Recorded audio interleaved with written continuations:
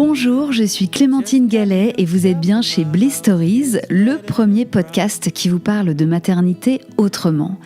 Et si les histoires de maternité ont encore de beaux jours devant elles, chez Bliss, on aime aussi faire des pas de côté pour partir explorer d'autres territoires de nos vies de femmes. Alors désormais, ici, sans calendrier précis, nous vous proposerons d'autres témoignages qui seront réunis sous le nom de Women's Stories. On avait commencé l'an dernier par la collection Break Up avec des témoignages de séparation et de reconstruction familiale. Et comme vous aviez adoré ces épisodes, vous allez pouvoir en découvrir des nouveaux. Mais on a aussi décidé d'enrichir cette collection avec d'autres récits qui racontent autre chose que la grossesse et l'accouchement, mais toujours des trajectoires de femmes et de mères puissantes et inspirantes. Leurs voix sont celles de vos copines, de vos collègues, de vos sœurs, de vos mères et peut-être même la vôtre. Ces voix, elles ont tout en commun de nous aider à y voir plus clair et à avancer même quand on manque de repères. Une fois de plus, il s'agit de rompre le silence, d'écouter avec le cœur, de s'informer sans juger et de s'inspirer d'histoires intimes et personnelles à la portée universelle. Alors bienvenue dans toutes ces autres facettes de nos vies de femmes, dans lesquelles piocher force, résilience et confiance. Bienvenue chez Bliss, Women's Stories.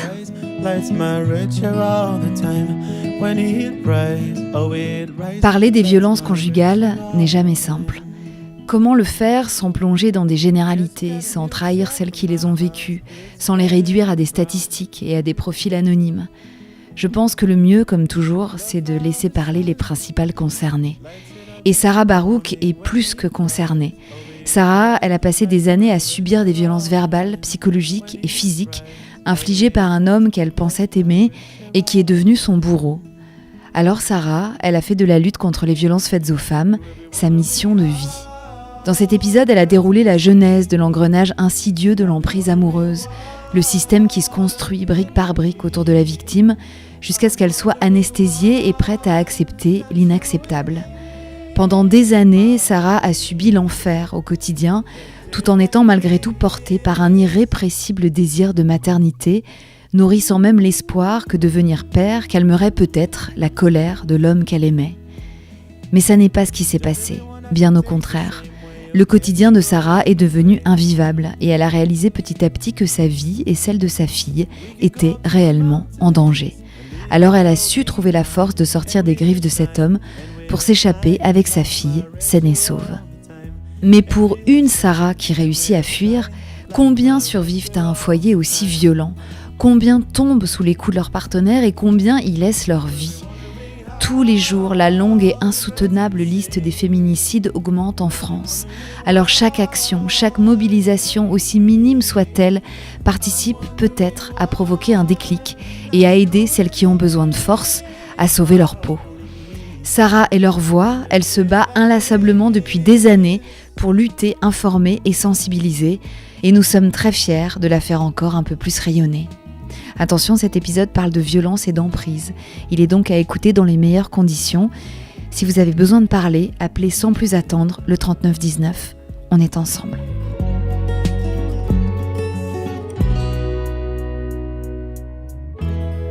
Bonjour Sarah.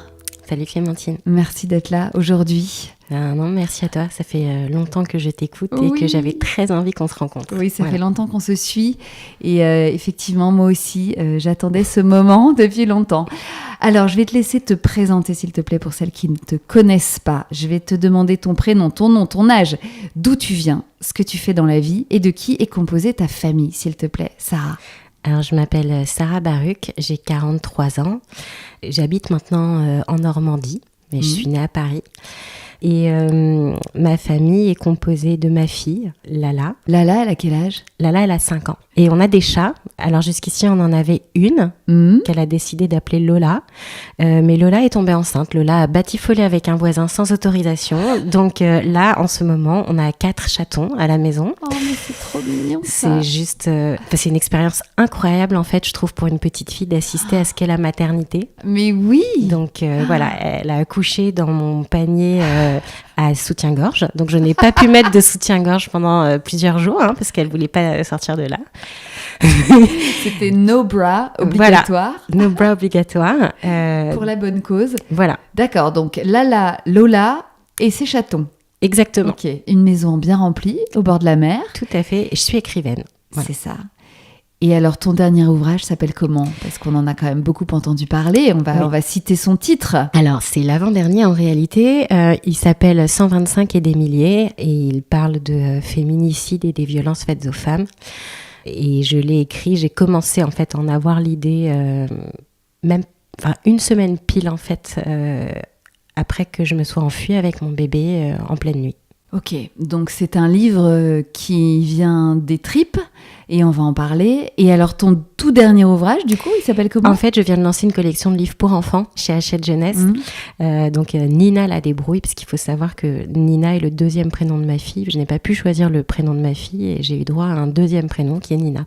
D'accord, donc c'est une façon de faire vivre ce prénom et cette petite fille. Exactement. Aussi. Très bien. Alors Sarah, on va retracer ton parcours de mère.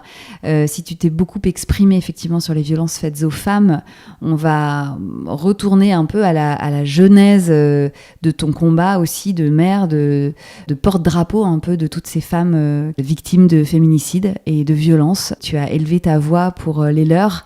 Donc je m'excuse d'avance, nous allons replonger dans des souvenirs sombre, mais je te remercie aussi d'avance d'accepter de replonger dans ces archives qui sont pas forcément les plus joyeuses. Pour moi, c'est d'autant plus important que souvent, en fait, les femmes se mettent à accepter l'inacceptable justement parce qu'elles pensent qu'il n'y a que comme ça qu'elles vont pouvoir avoir un enfant. Et souvent aussi, les violences se déclenchent après l'accouchement. Bien sûr. Tu as raison, parce et c'est pour ça qu'il est important de prévenir et de dire et redire qu'elles ont le choix. Et que justement, il ne faut pas se laisser emprisonner dans cette violence systémique. Exactement. Voilà, dont on va parler. Alors, Sarah, déjà, pour commencer par le commencement, d'où viens-tu ? De quelle famille viens-tu ? Dans quel contexte es-tu arrivée sur cette terre il y a 43 ans maintenant ? Je suis née d'une famille juive. Mes parents sont laïques totalement, mais avec un attachement culturel, on va dire, au judaïsme. Aussi avec ce que ça implique, c'est-à-dire un rôle pour les femmes, un rôle pour les hommes, et le fait de chérir totalement la maternité et de donner un sens à la vie finalement pour les femmes quand on devient mère. Okay. Ma grand-mère a eu ma mère à 24 ans, ma mère m'a eu à 24 ans et je me suis très vite dit qu'il fallait que je continue à porter ce flambeau. J'ai totalement échoué. Mais du coup, je suis arrivée dans une famille où c'était un peu le chaos. C'était en France ? Ouais, moi je suis née à Paris, à l'hôpital Saint-Antoine. Mon père, lui, est né en Tunisie. Ton père, il faisait quoi ? Ou il fait quoi comme métier ? Il est médecin, il est stomatologiste, c'est-à-dire que médecin bouche-gorge, quoi. Okay. J'ai raconté son histoire dans mon deuxième roman, enfin en tout cas en partie. Donc il a été chassé de Tunisie et ils sont arrivés en France avec ses parents extrêmement pauvres puisqu'ils n'ont rien emporté avec eux. Ils vivaient à 6 dans 25 mètres carrés. Et il se trouve que ma grand-mère est tombée malade, que mon père a donc perdu sa mère, a assisté à l'agonie de sa mère pendant plus d'1 an. Et puis son père, le père de mon père est mort 5 ans après de chagrin. Donc mon père s'est retrouvé orphelin. Et tout ce qu'il attendait, c'était d'avoir une famille. D'accord. Et du côté de ma mère, ils ont été décimés par les camps de concentration. Donc là aussi, ils attendaient qu'une seule chose, c'était une famille. Donc je suis arrivée, si tu veux, dans cette cette attente, dans le désespoir total, où soudain, j'étais comme une sauveuse. Enfin, c'est le rôle qu'on m'a donné. Mais à tel point que, si tu veux, mon père chronométrait le temps que je passais dans les bras de ma grand-mère et dans les bras de son frère pour pas qu'il y ait de distinction. Donc mon arrivée sur cette terre a été compliqué à tel point que je pense que, moi je suis assez spirituelle, à tel point que j'ai arrêté de grossir en fait dans le ventre de ma mère à 5 mois, comme si je me suis dit peut-être j'ai fait une connerie là d'arriver sur cette terre, et j'ai fait un début de souffrance fétale à la naissance, donc c'est pour ça que j'ai une cicatrice aussi sur la joue, parce que mon père faisait des études à Saint-Antoine, donc il était très heureux que le grand professeur accouche ma mère comme un honneur, sauf que le mec a totalement paniqué, il a pris les forceps à l'envers, parce que j'étais en train de mourir. Ok, et voilà, donc... d'où cette petite griffure. Oui, alors maintenant c'est une griffure, mais sur mes photos de naissance, c'est pas très joli. Ah là là, dis donc. Voilà. Donc, tu as senti que tu étais, plus qu'attendu, tel le Messie là, qui allait enfin apaiser les souffrances de tout le monde. C'est ça. Tu es fille unique ? Alors non, c'est-à-dire que ma mère a tellement flippé que je sois le centre d'attention qu'elle a décidé de faire mon frère... on a 18 mois d'écart en fait. Ah oui, on a été dans élevés, la foulée. Voilà. Et puis j'ai une sœur aussi avec qui j'ai 5 ans et demi d'écart. D'accord. Voilà. Donc 3 enfants de l'amour, fruits de l'amour, de l'attente, et mes des parents enfants sont chéris. Ensemble, voilà. Quoi. Mes parents se connaissent depuis qu'ils ont 14 ans, ils sont ensemble depuis qu'ils ont 15 ans et demi. Et ils sont toujours ensemble ? Ils sont toujours ensemble, fous amoureux. Waouh. Donc je suis née de ça. C'est quand même pas rien ? Non. Surtout quand on connaît ton histoire. En fait, très tôt, je pense que ça a nourri l'idée que jamais je ne serai à la hauteur où je ne connaîtrais ce qu'ont connu mes parents. Ah ouais, c'était inatteignable ? Inatteignable. C'est un peu décourageant, non ? Totalement. Enfin, c'est-à-dire que moi, sachant que 14 ans, ça arrive assez vite dans une vie. Bah oui, tu m'étonnes. Tu vois, moi, à 14 ans, ma mère était une ado toute mignonne, elle me montrait les photos. Bon, moi, j'avais des bagues, j'avais 15 kilos de trop, des boutons partout, des lunettes. Autant te dire que j'étais très, très loin de mon premier petit copain à 14 ans. Donc, je me suis dit, pour moi, c'est foutu, quoi. Ah là là. Cette histoire d'amour, ces anecdotes, presque cette légende, ils la racontaient beaucoup, tes parents ? Bien sûr. Ils en étaient, oui, peut-être ils en sont toujours très fiers. Oui, et puis il y avait aussi l'impact sur mes amis. C'est-à-dire que mes copines, pour elles, on était la maison du bonheur. C'est-à-dire que moi, ce que je voyais, les autres le voyaient aussi. Que mes parents, c'était l'histoire d'amour par excellence. Ils éclaboussaient de leur amour tous ceux qui l'entouraient, quoi. Exactement. Ouais, mais peut-être que c'était un peu écrasant aussi, du coup, tout ce... Tout à fait. Tout ce bonheur, parfois, c'est vrai qu'on se dit, mais attends, mais c'est pas possible. Il doit bien y avoir un truc. En fait... Les parents parfaits, c'est compliqué. Ouais. Les parents qui ont une vie assez simple, en fait, même si en réalité c'est pas simple. Mon père est orphelin, ma mère vient d'une famille compliquée aussi. Oui, mais la vie qu'ils ont construite ensemble, celle qu'ils ont construite, où finalement elle était y a jolie. Pas de dispute, ils s'entendent sur l'essentiel tout le temps. Ils supportent pas d'être fâchés. Oh là là, mais c'est pas possible. Non, c'est pas possible. C'est limite énervant parfois. Mais c'est le cas. Aucune ombre au tableau, aucune ombre à leur tableau. Mais c'est vrai qu'on peut imaginer à quel point pour la fille aînée, et pour la fratrie globalement, c'est un modèle qui peut être décourageant parce qu'inatteignable. Et ça, toi, tu l'as ressenti très tôt. Très tôt, ouais. Surtout que, ne ressemblant pas à ta mère, tu t'es dit que du coup, c'était pas pour toi, c'est ça ? Que tu n'aurais pas accès à ce type d'histoire d'amour ? Tout à fait. Encore une fois, le côté très ingrat, mais que beaucoup d'adolescentes traversent. Moi, c'est ce que j'explique quand j'interviens dans les collèges et les lycées. En fait, la faille narcissique, c'est-à-dire que le problème d'estime de soi qui permet finalement de devenir une proie pour d'autres formes de violence, ça commence pas au moment du couple toxique. En fait, ça commence bien avant. Et moi, très tôt, je me suis dit, mais jamais personne ne m'aimera. Et vu qu'on se moquait de moi à l'école en me disant à peu près la même chose, parce que j'étais trop grosse, trop ceci, trop cela, très vite, j'ai été prête à accepter n'importe quoi pour qu'on veuille bien m'aimer. Mais pourtant, tes parents t'aimaient très fort et te le disaient. Oui. Ton réservoir d'amour parental, il était là quand même. Mes parents sont extrêmement pudiques avec les autres. Entre eux, ils se disent les choses, mais... C'est arrivé assez tard, en fait, le fait de verbaliser qu'ils aiment. Ils font sentir qu'ils aiment. Ouais. Mais moi, je suis très attachée aux mots et c'est vrai que c'est pas quelque chose qui est facile pour eux. Mmh. Et puis ma mère, en fait, c'est quelqu'un qui n'a pas vraiment confiance en elle et pour qui la relation de confiance était essentielle avec moi. Donc elle s'était mis comme objectif de ne jamais me mentir. Et donc, par exemple, à l'adolescence, quand j'étais assez ingrate et que je lui disais « Mais maman, est-ce que tu me trouves belle ?» Elle me disait « Plus tard, tu seras belle. » Et donc, du coup, je me disais « Mais même ma mère, elle me trouve moche, quoi. » Ah ouais. Et encore aujourd'hui, c'est une discussion qu'on a. Et elle me dit « Mais t'aurais préféré que je te mente ?» Je dis « Mais je le vois pas comme ça. Moi, je pense que, en fait, une mère, elle doit trouver sa fille belle et quitte à lui mentir, en fait, pour remplir le... » Mais elle, sa peur, c'était que je n'ai pas confiance en elle. En elle ? Voilà. Que je n'ai pas confiance dans... que je puisse penser que ma mère me mentait. Oui, c'est ça qui a prévalu à ce moment-là, mais du coup au détriment de la construction de ta confiance Exactement. en toi. Ok, donc tu as grandi adolescente dans ce contexte-là, avec donc un physique avec lequel tu n'étais pas du tout raccord, ni à l'aise. À quel âge tu as eu tes premières histoires d'amour ? Ou ta première histoire d'amour, tu te souviens ? Assez tard, à 18 ans.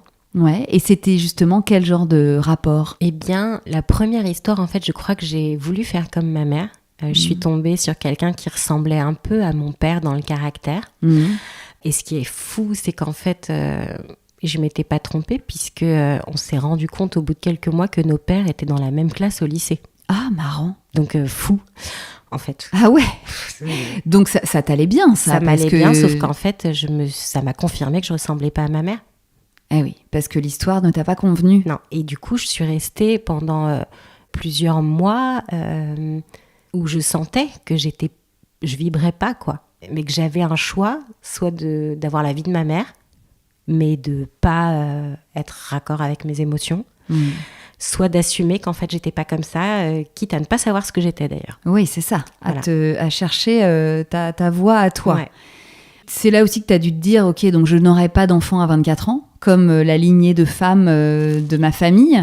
Ça a même été plus dur que ça parce que donc je me suis séparée de ce garçon, j'avais 20 ans, je suis restée 2 ans avec lui, j'en ai rencontré un autre, en tout cas une histoire sérieuse par la suite.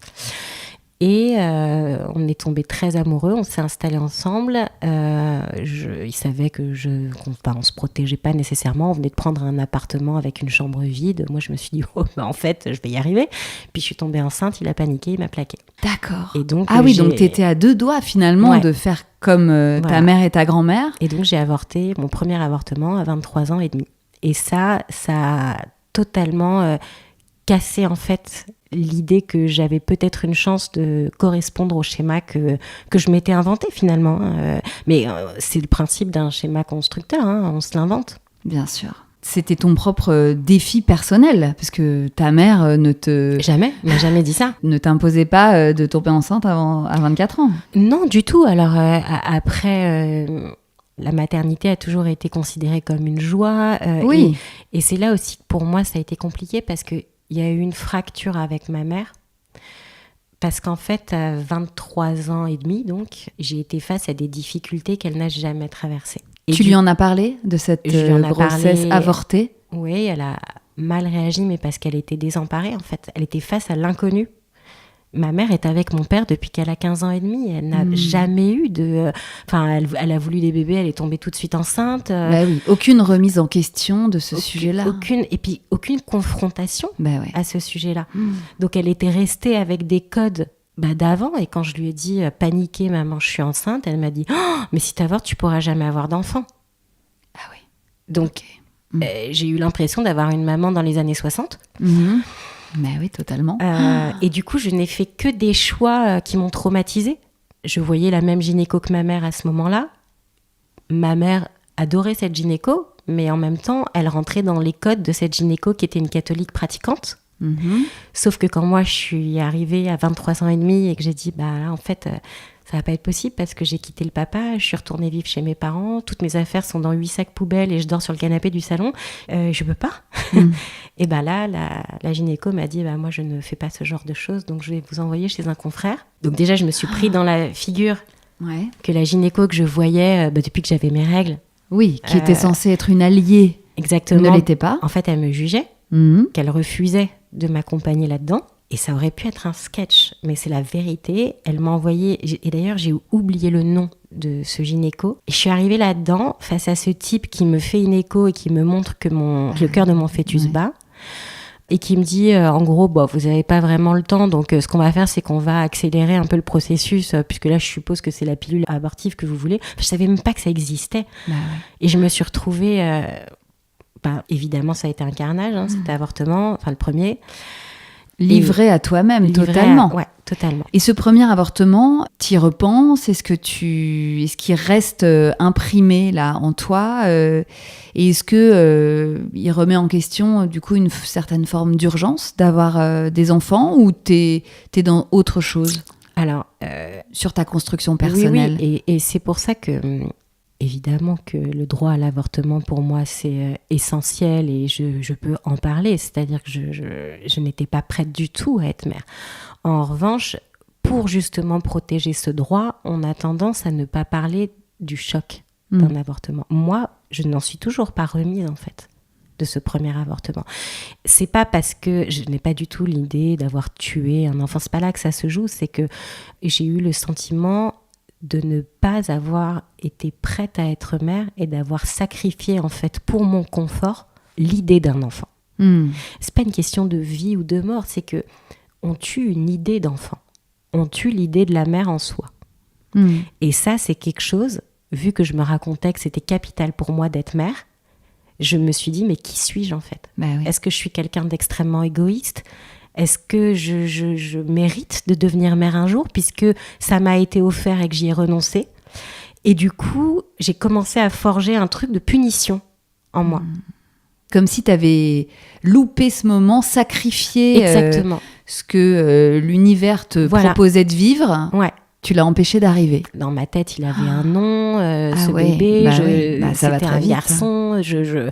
Autour de son anniversaire, j'étais pas bien parce que j'avais calculé. C'est allé loin, quoi. Bon.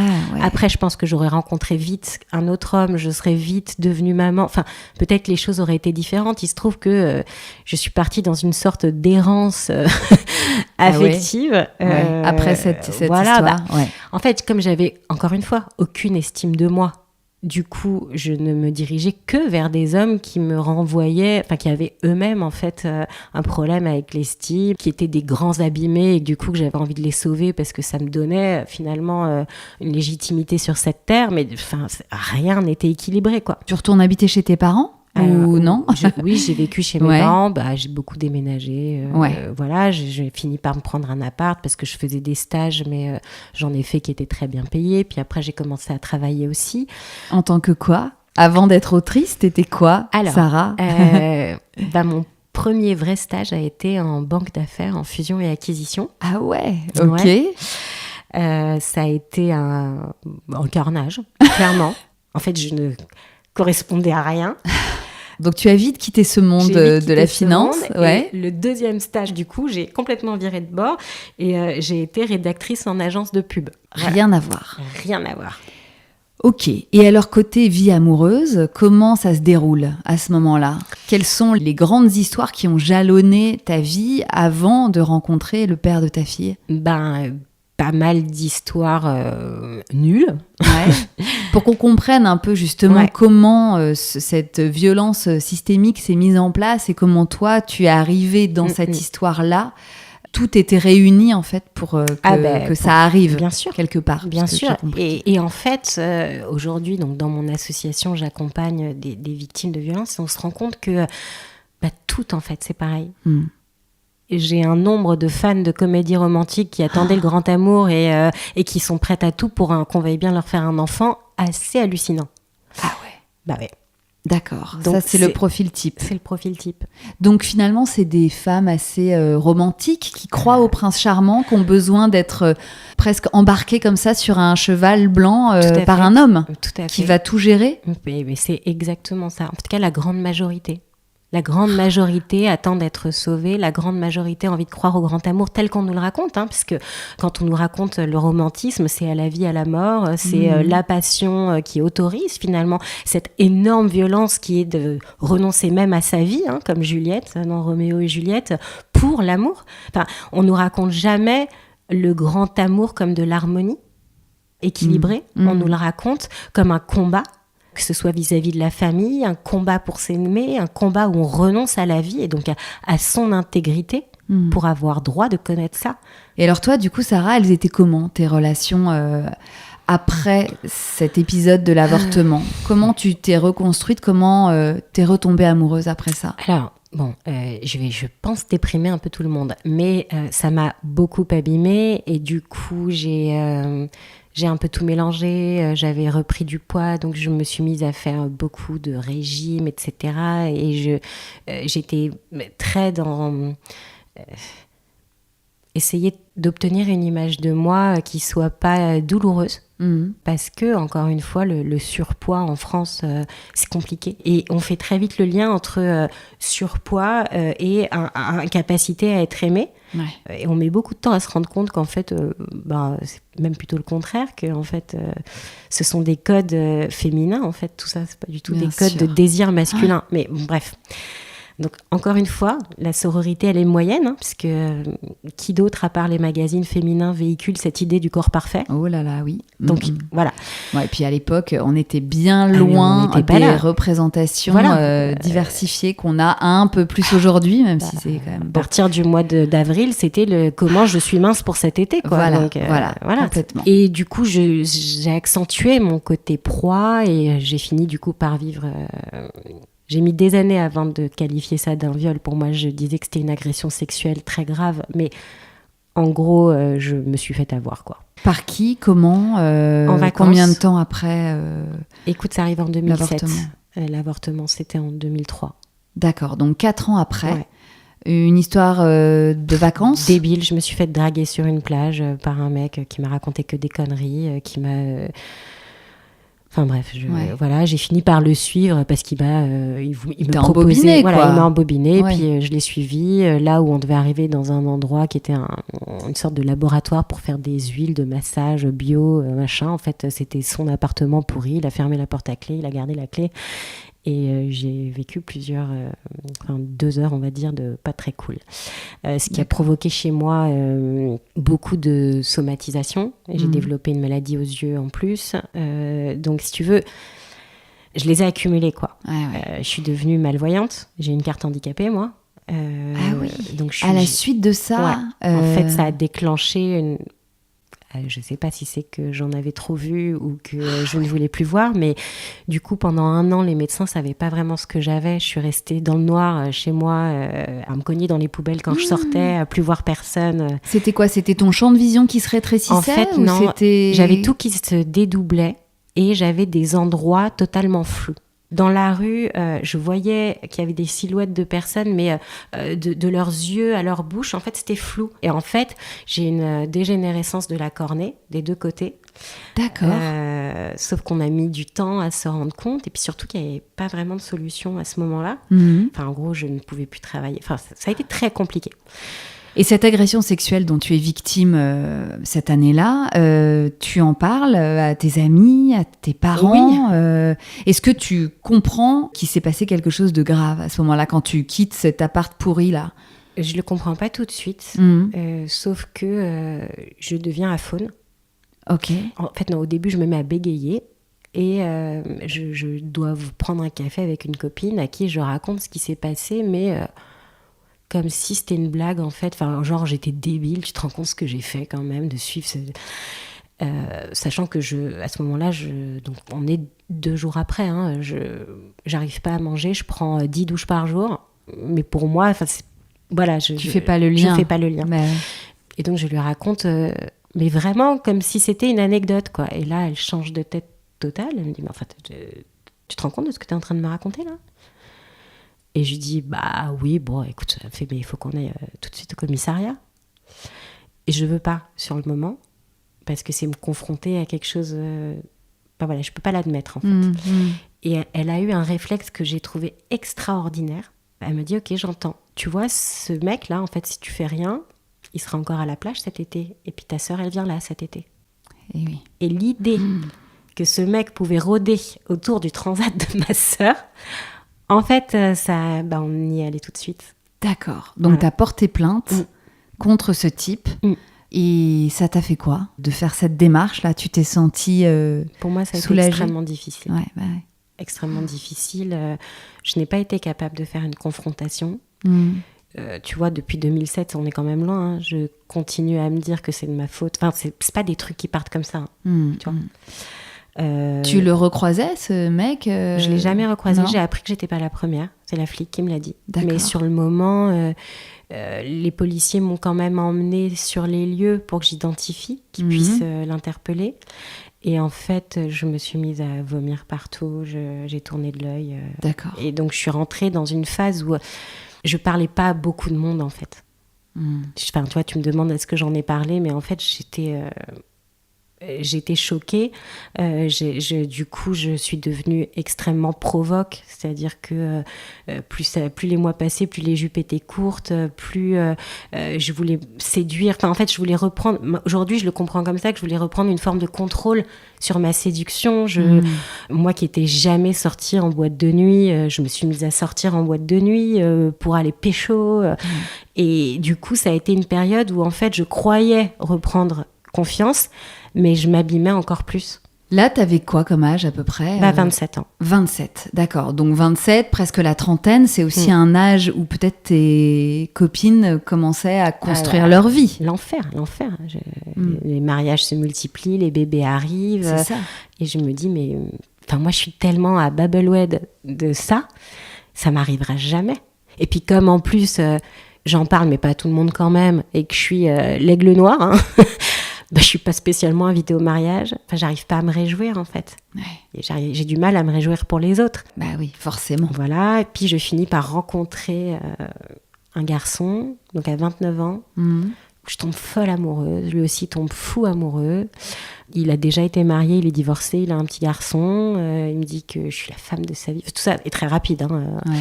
Et je tombe enceinte au bout d'un mois et il me refait le même coup que l'autre. Donc 2e avortement. Avec le même schéma. Avec le même schéma. Où en plus, il me culpabilise énormément, que je peux pas lui faire ça, que je peux pas faire ça à son fils.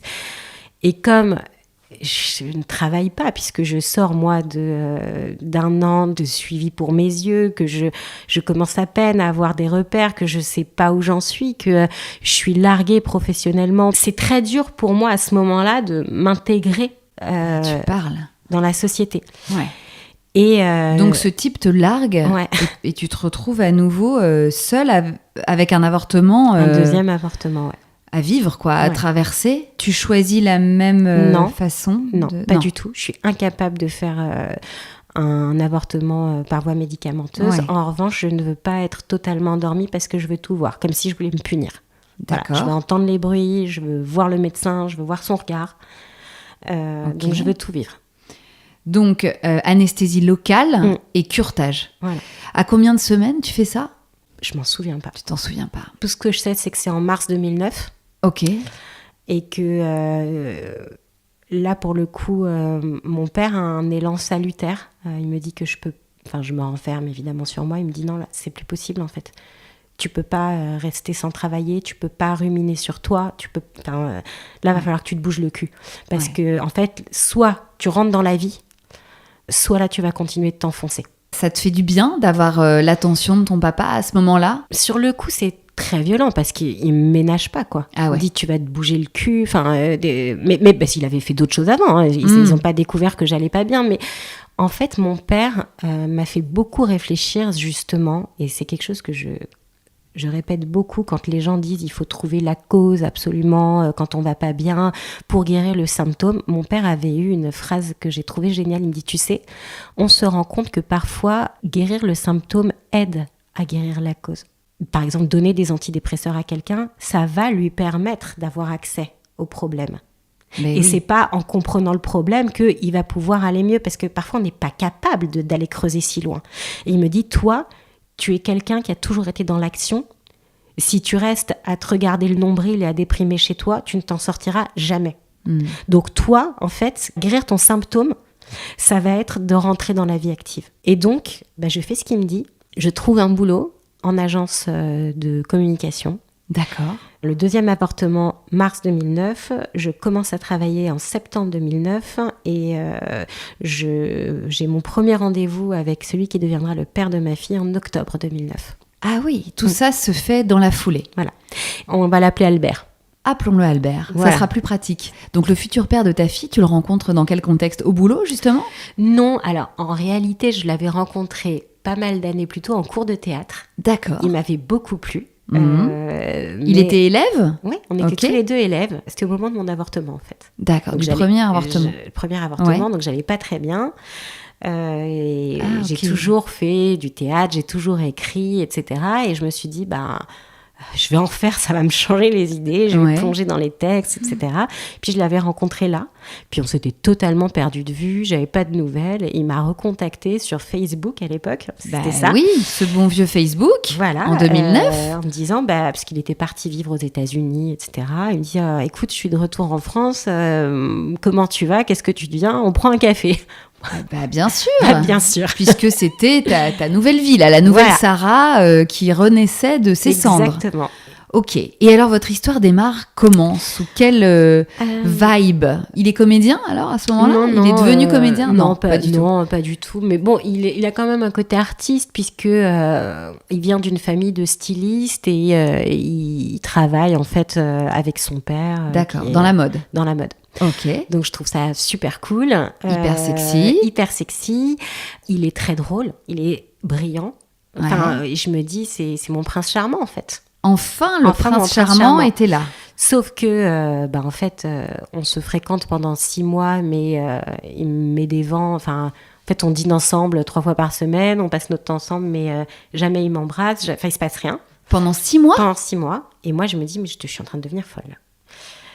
Et je me dis, il te fait languir. Voilà. Et mais vous le dites, enfin, ou tu lui dis quand est-ce que, enfin. Ah non, parce que moi j'en suis incapable. Ah ouais, toi t'es pétrifiée. Je suis pétrifiée. Et puis il n'est pas question d'exprimer un désir. Puis je n'ai aucune assurance en fait. A priori, t'as confiance en lui, en ce garçon. J'ai totalement confiance en lui parce que je vois en lui quelqu'un d'extrêmement abîmé. Il se confie sur sa vie et je me dis, en fait, on est 2 éclopés et on va s'en sortir ensemble. Il te touche, il t'attendrit, mais il ne t'embrasse pas. Jamais. Et il n'a pas de gestes de tendresse envers toi, de petites caresses, de je te prends la main, de je te prends dans mes bras? Jamais. Non. Jamais. Mais il est extrêmement jaloux. Si je déjeune avec des collègues hommes, je sens que je deviens essentielle dans sa vie. Ouais. Mais qu'il y a un blocage que je m'explique pas. Et je me dis, ça va bien finir par arriver. Et un soir où son meilleur ami m'appelle, il me dit, je suis avec Albert. Est-ce que tu vas comprendre que c'est à toi de faire le premier pas? Il est terrorisé, il est fou de toi, allez, rejoins-nous. Et l'autre, il est derrière en train de dire, mais tais-toi, Et je me dis, mais je suis conne en fait. Donc ça doit te faire trop plaisir. Voilà, je me dis, je ne suis pas folle. Oui. Je sentais bien qu'il y avait quelque chose. Et donc je fonce, j'arrive.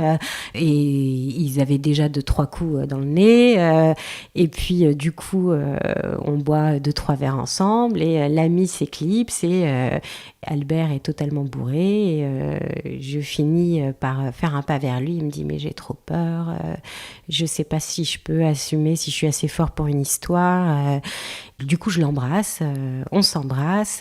Il est bourré, je le raccompagne chez lui, il me dit reste avec moi. Donc, il se passe rien, mais voilà. Le lendemain, je suis la joie personnifiée. Parce que vous avez passé la nuit ensemble. Parce que ça y est, quoi. Voilà. Collés l'un à l'autre, mais il s'est rien passé. Il s'est rien passé, mais c'est bon, les barrières sont tombées. Oui. Voilà. Et il m'écrit un SMS comme quoi il aimerait bien qu'on dîne ensemble le soir. Donc moi, je suis super heureuse. Le soir, j'arrive, je vais pour l'embrasser sur la bouche. Et là, il me repousse, il me dit attends, t'es quand même pas une ado qui croit que parce qu'on s'est embrassé une fois, ça y est, on est ensemble. Là, c'est la douche froide. Je me dis, je vais m'en aller, en fait. Et là, commence, en fait, cette relation folle de c'est pas toi qui vas décider de comment ça se passe, mais je ne peux pas me passer de toi. Et là, je le vois entrer en panique totale. Il fait, mais non, mais reste avec moi. C'est pas parce qu'on n'est pas officiellement un couple qu'on n'a pas une attirance. Il me dit, c'est complètement... c'est un truc d'adolescent, quoi. T'imagines bien qu'une relation, ça se construit sur le long terme. Et je me dis, oui, ça se construit sur le long terme. Et en fait, je suis perdue. Il y a de quoi. Et ça commence comme ça. Et en fait, ça va durer comme ça pendant 10 ans. Parce que lui n'aura de cesse de jouer comme ça sur ces 2 tableaux de chaud, de froid, de fuis-moi je te suis, suis-moi je te fuis, je te donne un peu, mais en fait je me retire immédiatement. C'est exactement ça. C'est-à-dire, je veux qu'on soit ensemble, mais il a mis 4 ans à me présenter à sa famille, à admettre qu'on était en couple. Moi, je lui dis, mais qu'est-ce que je suis en fait ? Bah oui. T'es la personne la plus importante de ma vie, mais tu comprends, moi, mes parents, ils ont divorcé, le couple, j'y crois pas, patati. Enfin, tout était justifié dans sa construction. Et je voyais qu'il était sincère. Je voyais que ça le faisait souffrir de pas être capable de faire plus. Et en même temps, j'avais personne d'autre non plus. Et à mesure que le temps passe, à 29 ans, c'est une chose. 33, 34, t'es une fille, t'as envie d'avoir un bébé. Tu te dis, je suis pas loin de l'horloge biologique. La gynéco qui te dit, vous en êtes où ? Là, faut commencer à y songer. Enfin, en fait, la société te culpabilise. Bien sûr. Et du coup, je me dis, bon, mais vu le temps que ça m'a pris pour trouver quelqu'un, oui. Je vais jamais y arriver. Là, moi, autour de moi, tout le monde est marié, tout le monde a des gosses.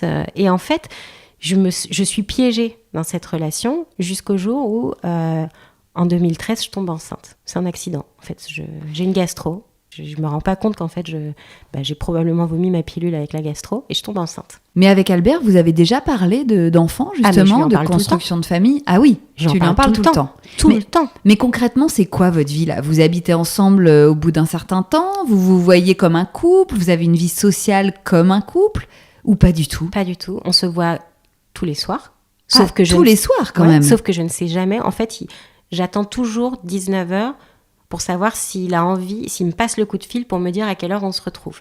Ah oui, d'accord. Toi, tu n'as la main sur rien. Ah, sur rien.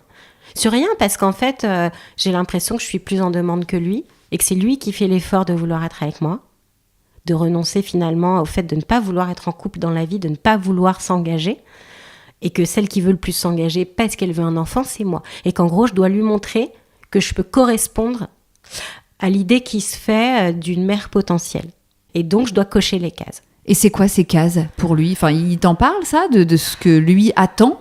Justement, de ne pas être dans la dépendance, de ne pas lui mettre de pression. Sauf que moi, chaque mois où j'ai mes règles, c'est encore l'échec. De ne pas donc lui coller mon horloge biologique dessus, de régler avec ma psy mes problèmes de dépendance à la maternité. Ouais.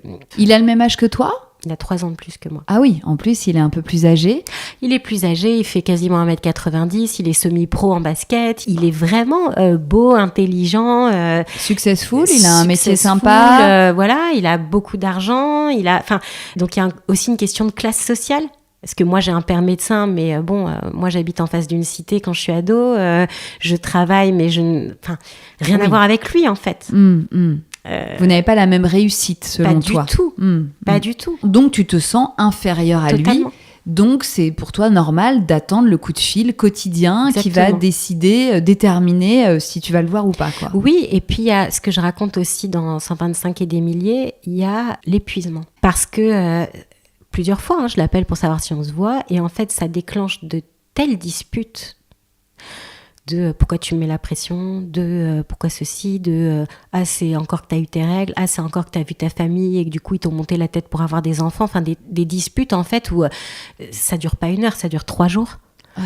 Qui débarquent chez moi à 3h du matin pour qu'on s'explique alors que je travaille le lendemain, que en fait tout est disproportionné. Et donc comme moi je travaille, une nuit où je dors pas parce qu'on s'est disputé, du coup, c'est une nuit où j'encaisse de la fatigue, où par la suite, je dois me tenir à carreau pour lui montrer que, donc c'est encore de la fatigue, du stress. Et en fait, c'est ça dont les gens se rendent pas compte, c'est que t'es tellement épuisé dans le contrôle, tu surveilles tellement chaque intonation, chaque attitude, tu fais tellement des calculs pour pas énerver l'autre, que tu n'arrives même pas à envisager que autre chose est possible. Bien sûr. Et donc, 2013, je tombe enceinte. Donc là, vous n'habitez pas ensemble. On n'habite pas ensemble. Il prend un appartement dans la même rue que moi parce qu'il veut qu'on soit prêts, mais pas ensemble, parce qu'il n'est pas capable, que je ne suis pas assez ordonnée pour lui, que je ne suis pas assez accro au ménage pour lui. Socialement, vous voyez des potes ensemble ? Non, aucune vie sociale en commun. Personne. Et puis d'abord, j'ai plus d'amis, puisque du coup, tout est pour lui. Bah oui, puisque tu attends tous les soirs son coup de fil. En fait, je suis sa chose. C'est-à-dire qu'il peut pas supporter que je décide, mais en même temps, il peut même pas imaginer que je vais le laisser. D'accord. À chaque fois que je dis c'est terminé, moi je peux pas en fait, je veux une famille, je veux un enfant, une vie normale surtout. Et voilà, et je lui dis, et plusieurs fois je lui dis je vais me jeter par la fenêtre, et j'ouvre la fenêtre et il me retient, il me fait mais tu vois bien que tu peux pas, et en fait il ne me laisse pas le quitter, et je lui dis mais comment je fais alors? Moi, je peux pas te forcer à avoir un enfant si t'en veux pas dans la vie. Mais moi, j'en veux, en fait. Et il me répond à chaque fois, mais c'est pas que j'en veux pas du tout, c'est que là, tout de suite, on n'est pas prêt, que là, moi, je suis pas prêt. Il faut quand même que on habite ensemble avant d'avoir un enfant. Et puis là, étant donné qu'on se dispute tout le temps, c'est pas possible. Enfin, c'est pas de ma faute si on se... Enfin, en fait, c'est un dialogue de fou. Enfin, d'ailleurs, c'est un monologue de fou. Ouais, c'est ça. Il te dit qu'il t'aime ? Parce que tu dis que t'es essentiel à sa vie, t'es sa chose et tout, mais comment ça se verbalise, ça ? Mais parce qu'il y a des moments de tendresse aussi. Il y a des moments de tendresse. Bien sûr. Les bourreaux, en fait, dans les relations toxiques, ne sont jamais des bourreaux 24 heures sur 24 et 7 jours sur 7. C'est ça. Donc, il y a des moments... Il souffle le chaud et le froid en permanence. Mais il le fait pas exprès, il l'est comme ça. C'est aussi quelque chose que j'explique aux victimes, c'est-à-dire que... on n'a jamais l'impression de quitter un homme violent, on a l'impression d'abandonner cet homme. Parce qu'on est essentiel et que moi, j'avais l'impression que si je le quittais pour me protéger, j'abandonnais quelqu'un au lieu de le sauver. Et que sans moi, il allait mourir. Parce que c'était ce qu'il me disait. T'as l'impression d'avoir en face de toi un type extrêmement sincère. Et donc, ce qui te fait, j'imagine, te sentir toi d'autant plus folle et d'autant plus ingrate et de ressentir encore plus de culpabilité d'envisager de quitter. Les violences, donc au départ, elles n'étaient que psychologiques, que entre gros guillemets, mais donc l'emprise a commencé comme ça, avec... Tout à fait. Ce jeu quotidien qu'il te faisait subir d'incertitude, de flou, qui faisait que toi, t'étais perdue. Enfin, c'est ce que tu dis, on sent que t'étais complètement à côté de toi, presque. Voilà. Ah, mais de toute façon, c'est le principe même de la sidération. C'est-à-dire que quand tu vis un choc, qu'il soit verbal, psychologique, peu importe en fait, physique, la sidération dans le cerveau, ça implique une dissociation. C'est ça. Et tu te mets à assister à ta vie comme le spectateur en fait d'un film. Et c'est aussi pour ça que les victimes ont du mal à se rendre compte déjà de ce qu'elles vivent et qu'elles ont du mal à réagir parce que clairement, t'es anesthésiée. Dans le livre, si tu veux, j'ai interrogé ce que j'ai appelé les témoins et j'ai fait une interview de ma mère. Et ma mère me disait, mais t'étais tellement devenue tarée, enfin, elle ne le dit pas comme ça. Quand on est parti de la maison, mon frère, ma sœur et moi, nous qui avions jamais été religieux, on s'est mis à faire Shabbat, entre guillemets, mais c'était plus l'occasion de se réunir le vendredi soir. Et Albert donc était invité toutes les semaines, il disait non parce qu'il avait le basket. Et donc, il m'avait monté la tête en disant qu'en fait, mes parents faisaient exprès de l'inviter pour qu'il refuse. Et donc, j'avais demandé à mes parents si on pouvait pas faire Shabbat le jeudi soir. Bien sûr. Changeons Shabbat pour Albert.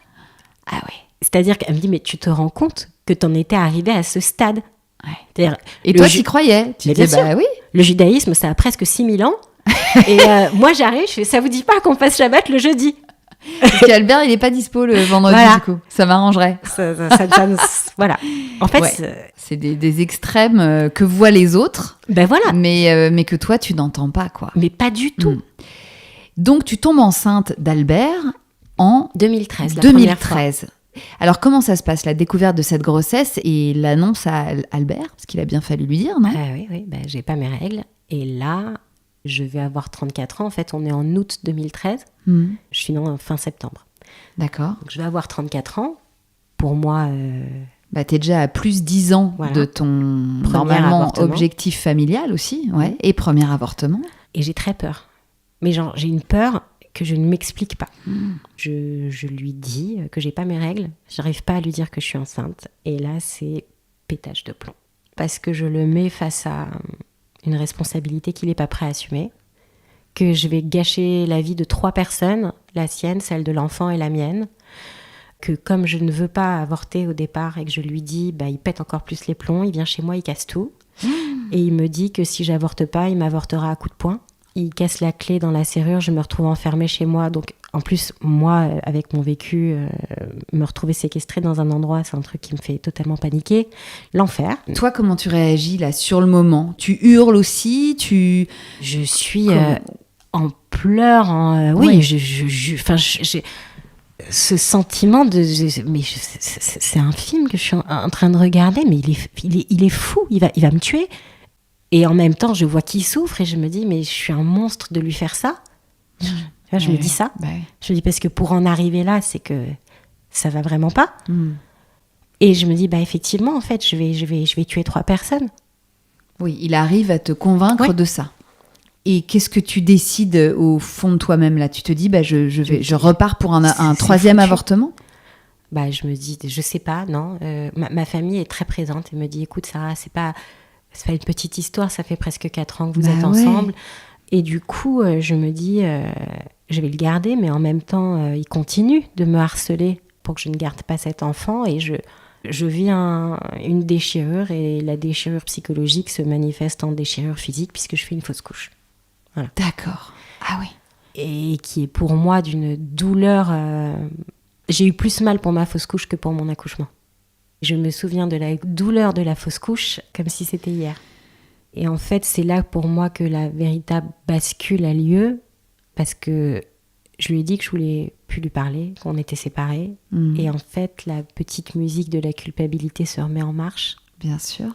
Je repense que je l'ai confronté à ses démons, au lieu que ce soit quelque chose dont on parle, ce qu'il me dit au téléphone, puisque en plus, il m'envoie chaque jour des messages d'amour, comme quoi il peut pas se passer de moi, qu'il est tellement triste, etc.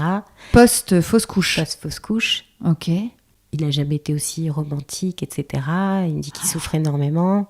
Il te dit, promis, un jour on aura un enfant ? Oui, il me dit qu'il a bien compris que c'était important pour moi et qu'il me promet qu'on va en parler maintenant. Et donc j'y retourne. Sauf qu'on n'en parle pas. Et c'est reparti comme avant pour arrête de me mettre la pression. Sauf que là, du coup, à la moindre dispute, ce qui arrive quand même chaque semaine, il me reproche d'avoir voulu condamner à la paternité, de lui avoir fait un enfant dans le dos, ce qui n'est pas le cas. Je suis une méchante et je dois en assumer les conséquences. Et c'est quoi, assumer les conséquences de cette méchanceté, pseudo-méchanceté ? C'est-à-dire, par exemple, d'être tout le temps joignable, puisque comme il n'a plus confiance en moi, il n'a plus confiance quand je vais au travail. Donc ça veut dire que même des réunions importantes, je dois toujours avoir mon portable à côté de moi, que s'il y a un problème, je dois venir. Donc tout abandonner pour aller le retrouver. Je travaille à plus d'1 heure de métro de chez moi, mais que je dois être rentrée pile à 7 heures parce que sinon il digère pas s'il dîne trop tard. Donc ça me vaut des problèmes au travail, que je ne dois plus, ou en tout cas le moins possible, aller voir mes parents, et que si j'y vais, je dois m'entraîner ensuite parce que quand je vois mes parents, je suis perturbée et donc il faut que j'aille gérer mes hormones et ma colère en courant un bon coup. Ah, il te force à faire de l'exercice physique ? Ouais. Il me dit qu'en fait, il veut pas me voir si... En fait, la violence, c'est très rarement... on te met pas le couteau sous la gorge pour faire les choses. Ouais. On te traumatise avec des disputes totalement disproportionnées qui font que du coup, tu veux tout faire pour pas provoquer la dispute. C'est ce qu'on appelle le contrôle coercitif. C'est-à-dire que je te contrôle et je te fais miroiter la punition, qui est une punition affective, en fait. En gros, si tu suis pas les règles, ciao, bye bye. Tu te sentais amoureuse de lui ? Je ne sais pas ce que c'est, en fait. En fait, sur le coup, j'ai envie de te dire oui. Mais aujourd'hui, non, en fait, c'est pas ça. Oui. tu vois ce que je veux dire ? Mais comme je ne connais pas autre chose, que du coup, je ne sais pas ce que c'est. Oui. T'as aucun repère sur l'échelle de l'amour. Non. Je sais que c'est pas ce que vivent mes parents, mais en même temps, je sais que je suis tellement différente de ma mère et que je m'en veux déjà tellement d'être une personne nulle, immonde, patati patata, que de toute façon, je sais que j'y ai pas droit à ce qu'elle vit ma mère. Donc tant qu'à faire, pourquoi pas être avec ce type qui a toutes ses qualités, qui a quand toutes même ses à qualités, tes yeux. Et bien sûr, et il fait des efforts à son niveau, si tu veux. Il me dit, je suis toujours pas prête à ce qu'on vive ensemble, mais je t'autorise à laisser quelques vêtements chez moi, et comme ça, quand une fois par semaine tu dors à la maison, tu as des affaires. Sauf qu'à chaque fois qu'on se dispute, il me ramène mes affaires dans un sac poubelle en bas de mon immeuble, et il m'envoie le message parmi la centaine d'autres SMS dégueulasses que je reçois. Tes affaires sont en bas de chez toi. Et donc, je dois me grouiller à 4h du matin en pyjama, récupérer mes affaires et tous les cadeaux que je lui ai faits depuis 2009 dans des sacs poubelles à côté des vides ordures. Donc là, ça fait déjà 4 ans que vous êtes ensemble, une grossesse et une fausse couche à votre actif, et des discussions sur une éventuelle construction de famille qui finalement n'arrivent jamais, vraiment. Toi, tu lui en reparles tout le temps. Déjà, enfin même sans en parler en fait, tout simplement parce que quand j'ai mes règles, je pleure. Est-ce que tu lui mets un ultimatum ? Qu'est-ce qui se passe ensuite ? Il n'est pas du tout sensible aux ultimatums, donc j'ai déjà essayé, ça marche pas. Et en fait, ce qui se passe, c'est que quand j'arrive à 37 ans à peu près, je me dis, ça y est, c'est foutu en fait. En fait, jamais personne m'aimera. Je trouverai jamais quelqu'un. Donc je me dis, j'ai plus qu'à tout accepter, à ne plus jamais en parler et à souffrir en silence en espérant un miracle. Mais en restant avec Albert. Ah bah oui, parce que c'est le seul... Mais parce que je me dis, mais jamais... déjà, je me rends bien compte que je vais pas très bien. Que je n'ai plus d'amis autour de moi. Je n'ai plus personne. Donc, il n'y a personne pour te secouer, t'ouvrir les yeux et te dire « Mais regarde, Sarah, ça fait des années, là, 5, 6, 7, 8 ans que tu es avec ce type et qu'il te fait souffrir. » Bah oui. Personne ne te dit ça. Quand j'ai 37 ans, ça fait 8 ans qu'on est ensemble. 8 ans, ouais. Donc, toi, tu vivais quasiment comme une recluse. Mais totalement. Totalement comme une recluse, mais comme toutes les femmes victimes de violences, en fait. C'est ça le contrôle coercitif. Le contrôle coercitif, c'est une cage invisible. Et t'es tellement dedans, t'es tellement épuisée, parce que quand ça fait 8 ans que 3 fois par mois, il y a 3 jours où tu dors pas, parce que lui, les disputes avec lui, c'était essentiel de mettre les mots sur les choses et de parler pour qu'on soit bien d'accord sur mes torts. Ça pouvait durer 8 heures d'affilée, où fallait que je demande si je pouvais aller aux toilettes, où je pouvais pas manger, où il me mettait une bouteille d'eau à côté de moi si j'avais besoin de boire, et où il me répétait en boucle la même phrase, qui était fausse, qui était son interprétation pour moi de la situation, jusqu'à ce que je lui dise « ok », et que du coup je sois autorisée à demander pardon. C'était presque du lavage de cerveau, quoi. Et en fait, quand tu vis ça plusieurs fois par mois pendant des années, c'est même pas que t'es à côté de la plaque, c'est-à-dire que t'es un zombie. Pendant toutes ces années, il ne te frappe pas ? Alors, il me secoue, il me plaque contre le mur, du coup je tombe, mais non, c'est pas... pour moi, en fait, je ne fais pas de différence.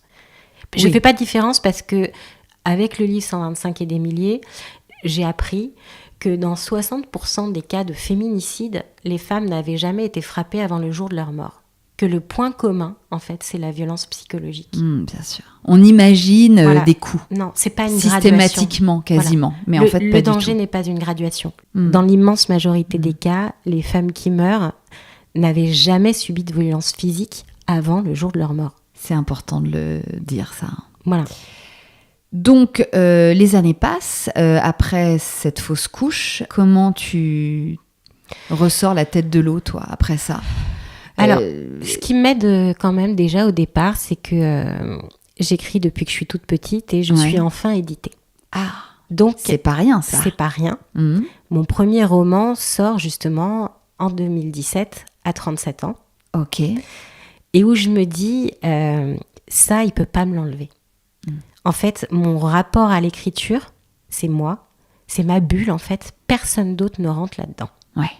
Alors, il conditionne toute ma vie d'écrivaine. Je n'ai pas le droit de faire des salons, je n'ai pas le droit de me déplacer, j'ai pas le droit de faire trop d'interviews, de parler de ma vie privée dans les médias, ils surveillent tout sur mes réseaux sociaux, voilà. Mais en tout cas, ce que j'écris, c'est à moi. Ouais. Vous n'habitez toujours pas ensemble ? Non. Donc, ton livre sort, et alors les répercussions sont positives Dans ma vie d'écrivaine, oui. Maintenant, dans notre vie à nous, bof, puisque c'est l'écrivaine, quoi. Enfin, en fait, dès que j'émets un désir, c'est ça y est, tu te la pètes, redescends sur terre. Mais bon, vu que j'écris beaucoup, et mon 2e livre sort rapidement, le 3e aussi, le 4e... Et pendant ces années-là, Albert a toujours la même attitude envers toi, de mépris absolu pour ton activité professionnelle ? Alors lui, il n'appelle pas ça comme ça, il dit qu'il est très fier, qu'il est très content pour moi, mais qu'il y a la limite qui est claire, quoi, dans ce que je peux faire ou pas. Où en sont les discussions autour de l'enfant pendant ce temps-là ? Vu qu'apparemment, ça devient plus important pour moi de mener une carrière d'artiste, il va falloir que je fasse un choix. D'accord.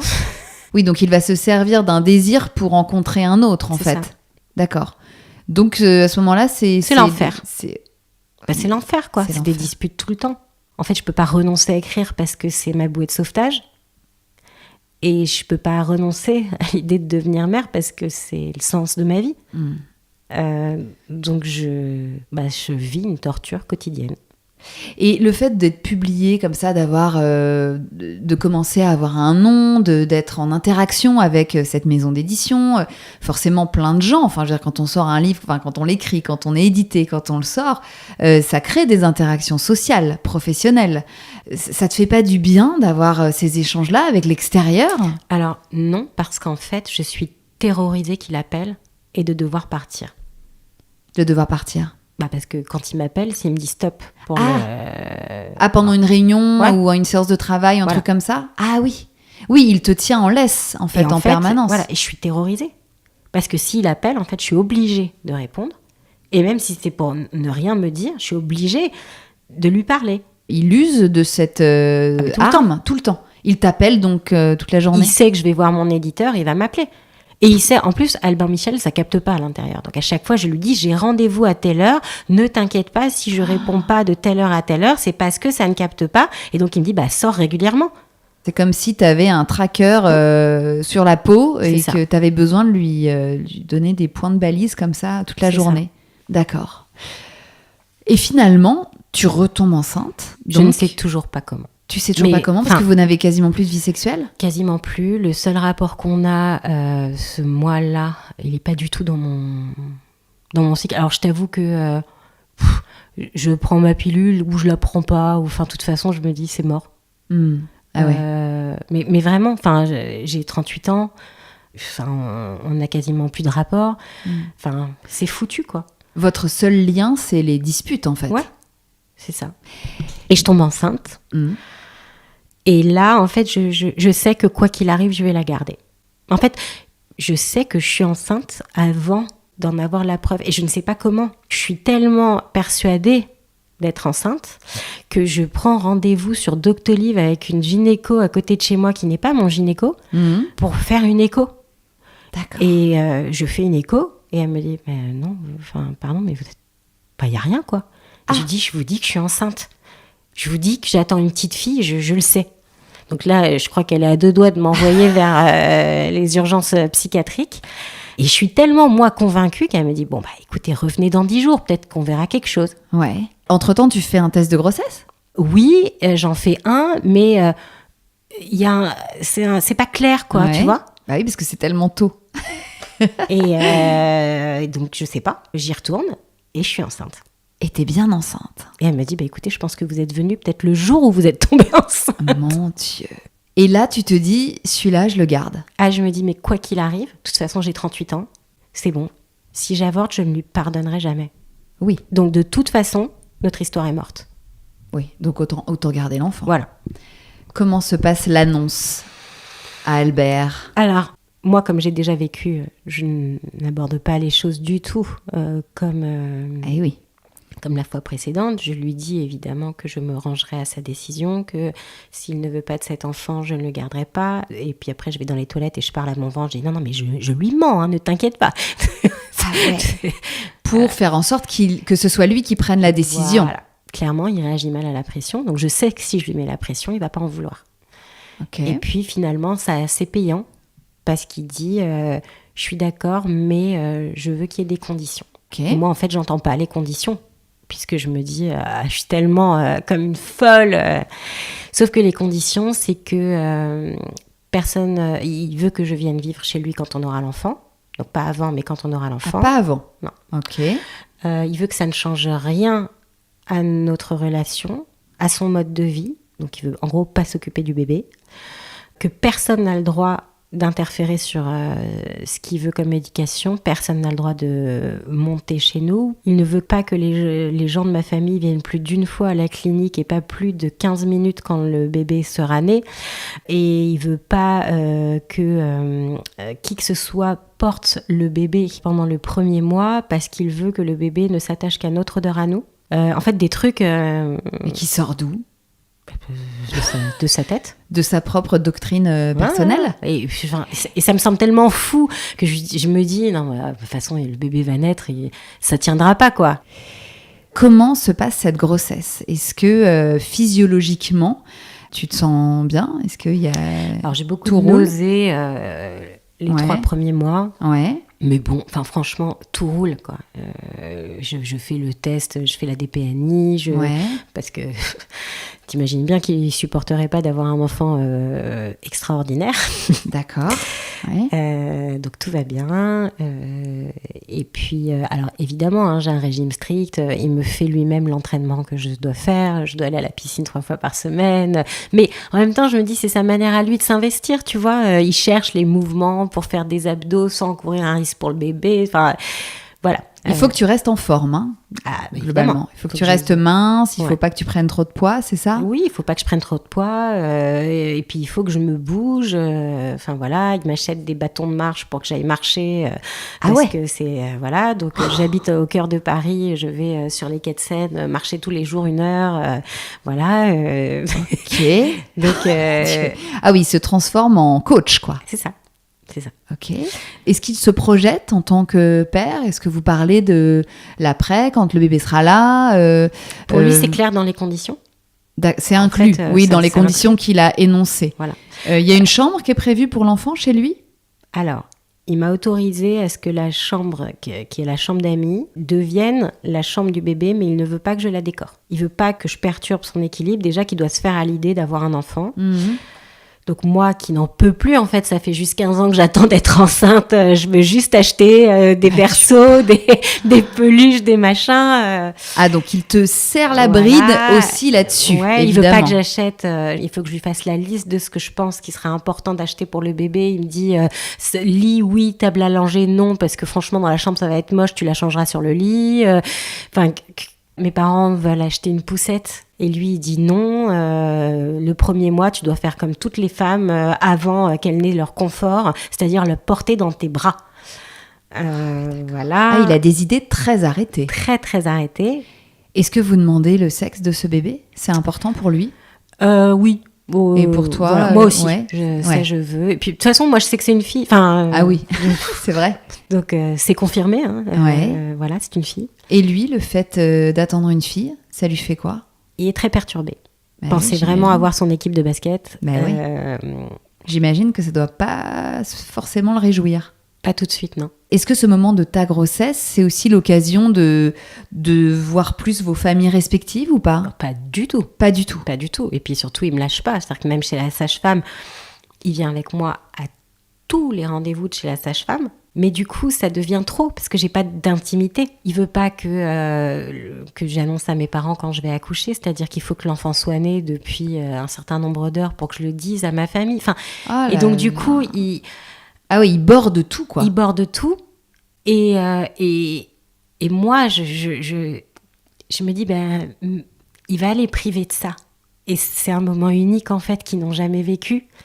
Et je vois même pas que pour moi, c'est grave. Je me dis, mais... Pour eux. Ma mère me pardonnera jamais de ne pas lui dire ça y est, je pars à la maternité. Bien tu vois. sûr. Et du coup, chez la sage-femme, il lui dit qu'est-ce que vous pensez des visites à la maternité ? Et elle, en fait, elle croit qu'elle a affaire à quelqu'un de normal et elle sait que les gens ils défilent pendant des heures à la maternité. Donc, donc il se démerde toujours pour avoir la réponse de la professionnelle qui appuie ses ordres à lui, parce que c'est même pas des conseils. Elle dit, c'est vrai, c'est bien si vous pouvez l'imiter, parce qu'il faut que la maman se repose. Elle est à 10 000 lieues de se dire que, en fait, là, il est juste en train de conditionner le fait que ma mère vienne une fois 15 minutes voir mon bébé. Et tes beaux-parents, tu n'as aucune relation avec eux ? Ils vivent dans le sud de la France. D'accord. On n'est pas... Vous n'êtes pas du tout proches. Non. Pendant toute cette grossesse, il y a quand même, on sait, il y a plusieurs rendez-vous médicaux. Alors, il y a les 3 échos obligatoires, mais il y a aussi d'autres rendez-vous. Toi, tu t'es jamais débrouillée pour te retrouver quand même seule à un rendez-vous, peut-être avec une sage-femme ou un autre professionnel de santé, et avoir ce moment-là à toi, je sais pas... demander conseil, peut-être... Parce qu'il m'a même fait changer de gynéco, en fait. Ah, il t'a fait changer de gynéco. Ah oui, puisque je voyais du coup une autre gynéco qui ne l'aimait pas. Son ostéo est dans un grand cabinet médical avec plein de professions et il m'a dit ah bah écoute, tu vois, je t'ai trouvé un gynéco. Donc plus une gynéco, mais un gynéco. Ah. Ce qui, moi, me bloquait un peu. Mais je me suis dit, si je refuse, ça va être l'enfer. La maternité, tu as pu la choisir? Non. D'accord. Donc une présence de chaque instant omnipotente sur ton corps et cette grossesse. Toi, tu as quand même réussi à vivre ces 9 mois de grossesse dans un semblant de joie et de connexion avec ton bébé, ou son attitude t'a volé ce moment? On vivait pas ensemble. Oui. Donc oui, t'avais quand même des moments j'avais quand même seuls. des moments. Et puis moi, ça a été extraordinaire, quoi. Mon bébé, je lui chantais des chansons, je lui avais écrit des paroles que j'avais mises sur l'air que ma maman me chantait quand elle était petite. Je lui parlais tout le temps. Je me suis même dit, bon, bah, si je ne survis pas à l'accouchement, je lui ai écrit toute notre vie. Donc j'étais, pour moi, on a été une équipe dès le premier jour, quoi. Il n'y avait rien qui pouvait atténuer cette joie. Ça, il ne te l'a pas enlevé? Non. Ouais. Juste vers la fin de la grossesse, je rêve d'un accouchement par voie basse. Enfin, je veux dire, je sens en moi que c'est mon unique chance d'avoir un bébé. Puis j'ai attendu ça toute ma vie, donc je veux vivre l'accouchement. Bah oui. Et puis il n'y a pas de contre-indication a priori. Du tout. Si tout se passe bien. Non, mais sauf que j'ai un bassin trop étroit. Donc là, le gynéco me dit, bon, bah, de toute façon, on va vous le déclencher. Et moi, je me dis, bah, très bien, bonne idée. Comme ça, je vais pouvoir accoucher par voie basse. Ok. Et donc, il me convoque pour mon accouchement, enfin pour me déclencher mon accouchement. Ah oui, donc vous avez une date programmée dans votre agenda. Et ce qui est très bizarre, en fait, un déclenchement d'accouchement. Bah oui, ça manque de spontanéité. Après, il y a des cas pour lesquels c'est très bien et c'est nécessaire. Là, bon, est-ce que c'était vraiment nécessaire de te le déclencher? On ne saura jamais, mais c'était comme ça. Et donc, le jour J... Je suis arrivée le samedi à 15h à la clinique et j'ai accouché à l'aube le lundi matin. Oh putain. D'accord. Donc, on est sur un accouchement de... à peu près 36 heures. 36 heures. Avec un bon gros déclenchement. Donc... 2, parce que en fait, ma fille, j'ai découvert avec cet accouchement que c'est une tête de mule. Tu as beau déclencher, bah non, elle, c'est pas ça, c'est pas là. C'était pas le moment. C'était pas le moment. Donc, le premier n'a pas fonctionné. Le deuxième ne fonctionnait pas. Ils m'ont percé la poche des os. Ensuite, j'ai quand même eu les forceps, l'épisio. Enfin, j'ai eu la totale, quoi. Ah oui, mais t'as quand même fini par accoucher par voie basse. J'ai accouché par voie basse. Ok. Et alors, Albert, il est resté tout le temps de ces 36 heures d'accouchement. Comment il s'est comporté pendant ces 3 jours-là? Alors là, il était en mission, quoi. Ok. Il a été nickel, il reste à côté de moi, il se renseigne auprès des médecins. Ok. Ça doit te faire quelque chose quand même de le voir comme ça. Ah oui. Est-ce que l'espoir d'un monde meilleur revient? Oui, parce qu'au fond de moi, comme sa terreur en fait était d'être abandonnée, je me suis dit, mais tout cela va s'arranger le jour où il aura un enfant, parce que ce sera toujours son enfant. Donc, j'étais convaincue que l'arrivée d'un bébé, en fait, allait l'apaiser. Et donc, quand il se comporte comme ça à l'accouchement, je me dis, j'ai eu raison. Eh oui. Tout ça n'était pas vain. Voilà. Donc, ça doit te faire beaucoup de bien. Ah franchement, je garde un souvenir. 36 heures, mais ça aurait pu en durer 52 comme ça. Enfin, les sages-femmes, elles sont venues me voir. Alors, c'est vous, Wonder Woman? Je suis bon.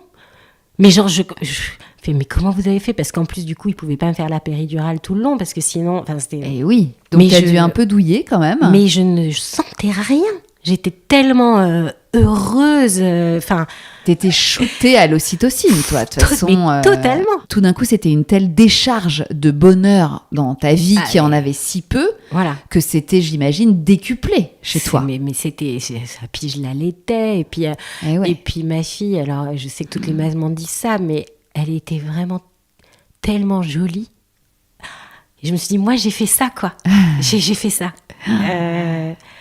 Et là, quand tu l'as vu sortir, Albert était à côté de toi, il était là, il en a fait, vu il sa était là, fille mais il n'y avait sortir. personne à côté de moi. Pas dans ma tête, quoi. J'étais avec mon bébé. Je lui ai dit, enfin, t'es là, c'est moi. Comme si je voulais absolument lui dire que c'est moi ta maman, quoi. Je suis là, c'est moi qui te parlais. Oui, ne t'occupe pas de la personne qui est à côté. Ouais. On est toutes les deux, quoi. Voilà. Comment il a été, Albert, avec sa fille, là, dès les premiers instants? Est-ce qu'il l'a prise dans ses bras? Est-ce qu'il a fait du pot à pot? Est-ce qu'il avait des gestes, une douceur paternelle? Il l'a tout de suite prise. Et ça a été une énorme claque affective, sa fille. Et Vraiment. toi, tu as assisté à ça? Ah, mais moi, j'étais euphorique, en fait. Les premiers moments, je me disais, mais ça y est, enfin, on va être des gens normaux. Et oui. Comment se passent les premiers jours, là, le postpartum, avec justement toutes ces points, ces règles qu'il avait pré-annoncées? Est-ce qu'il les met en pratique? Évidemment. Évidemment. Et d'ailleurs, ça me vaut une première crise de pleurs avec les sages-femmes qui viennent me voir le soir. Ah oui, dès le séjour à la maternité? Ouais, pour me dire qu'il y a un truc qui va pas. Parce qu'en fait, mon père veut revenir le lendemain.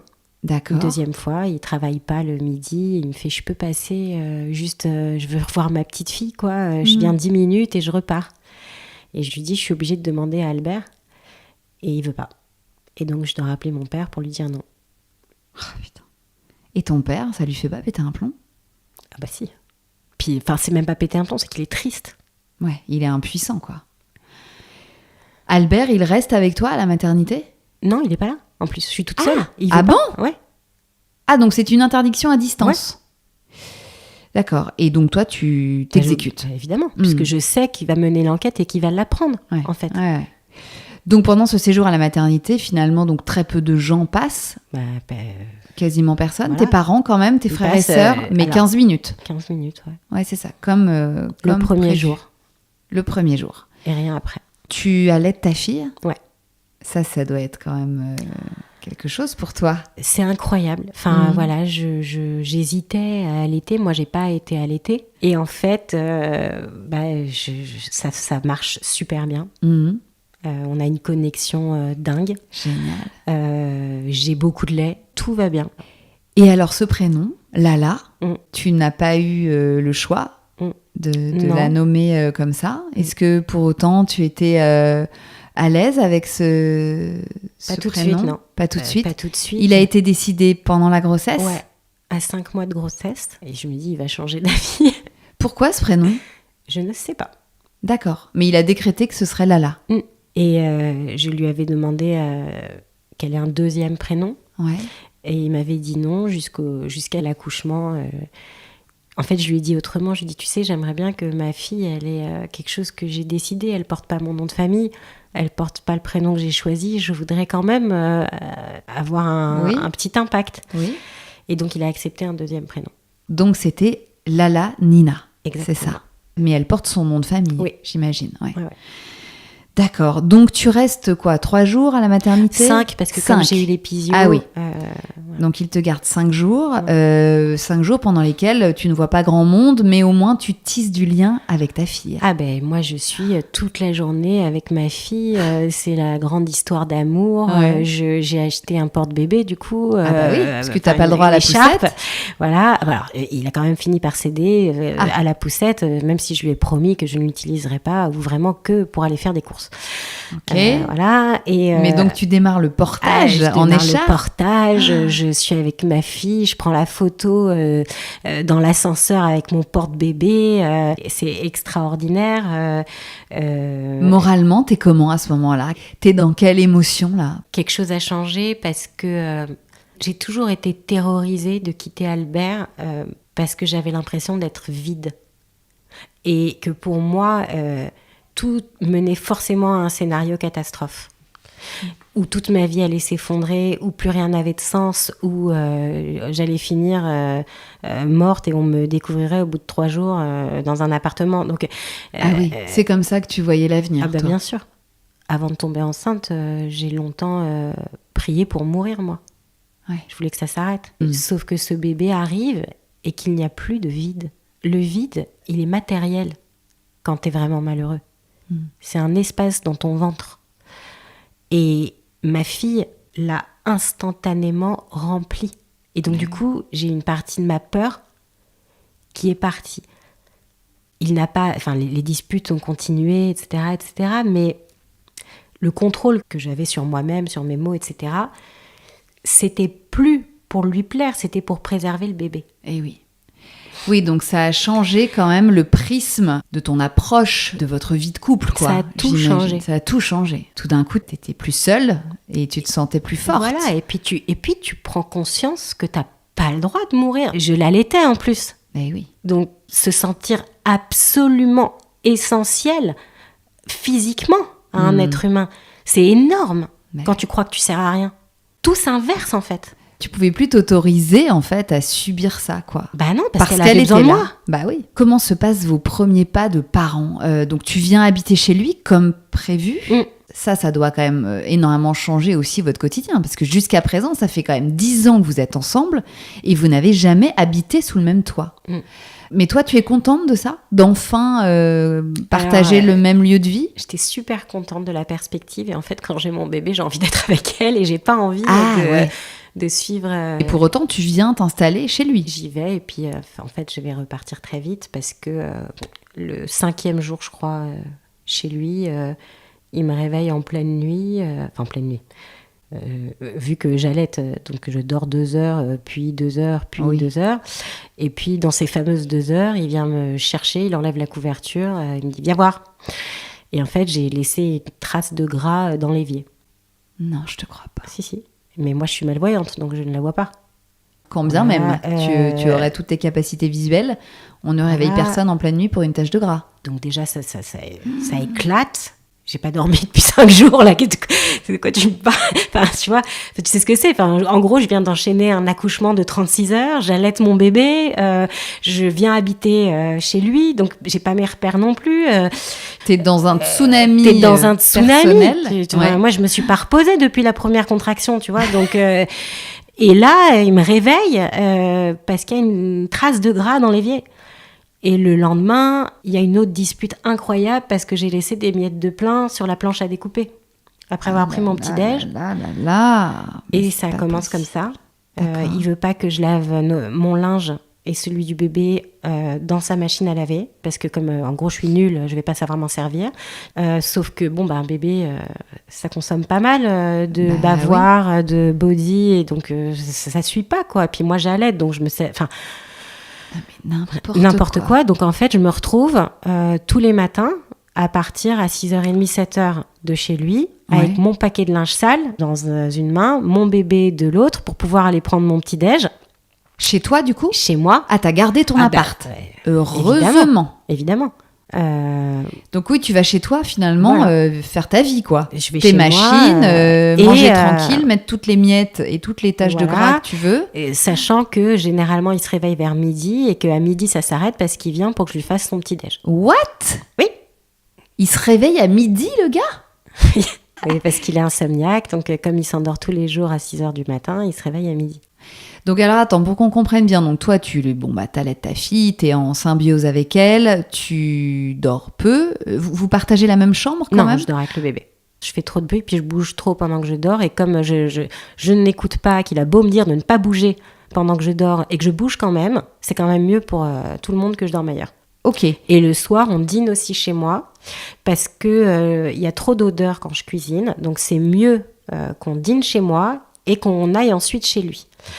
Et donc, j'ai beau lui dire, mais tu sais que en fait, la petite, ça la réveille quand on repart à 11h30 chez toi.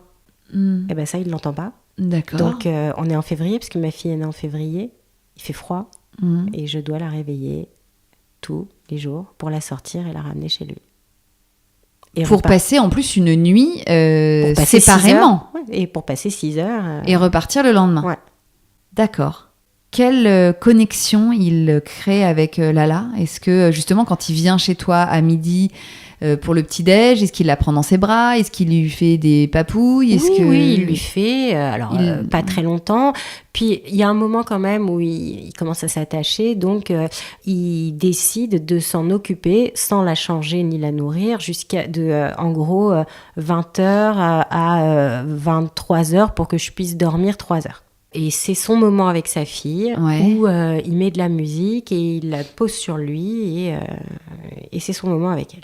Toi, ça te touche qu'il ait ce moment avec elle, que tu ressens quoi pour lui, là En fait, je suis heureuse qu'il noue un lien avec le bébé. Ouais.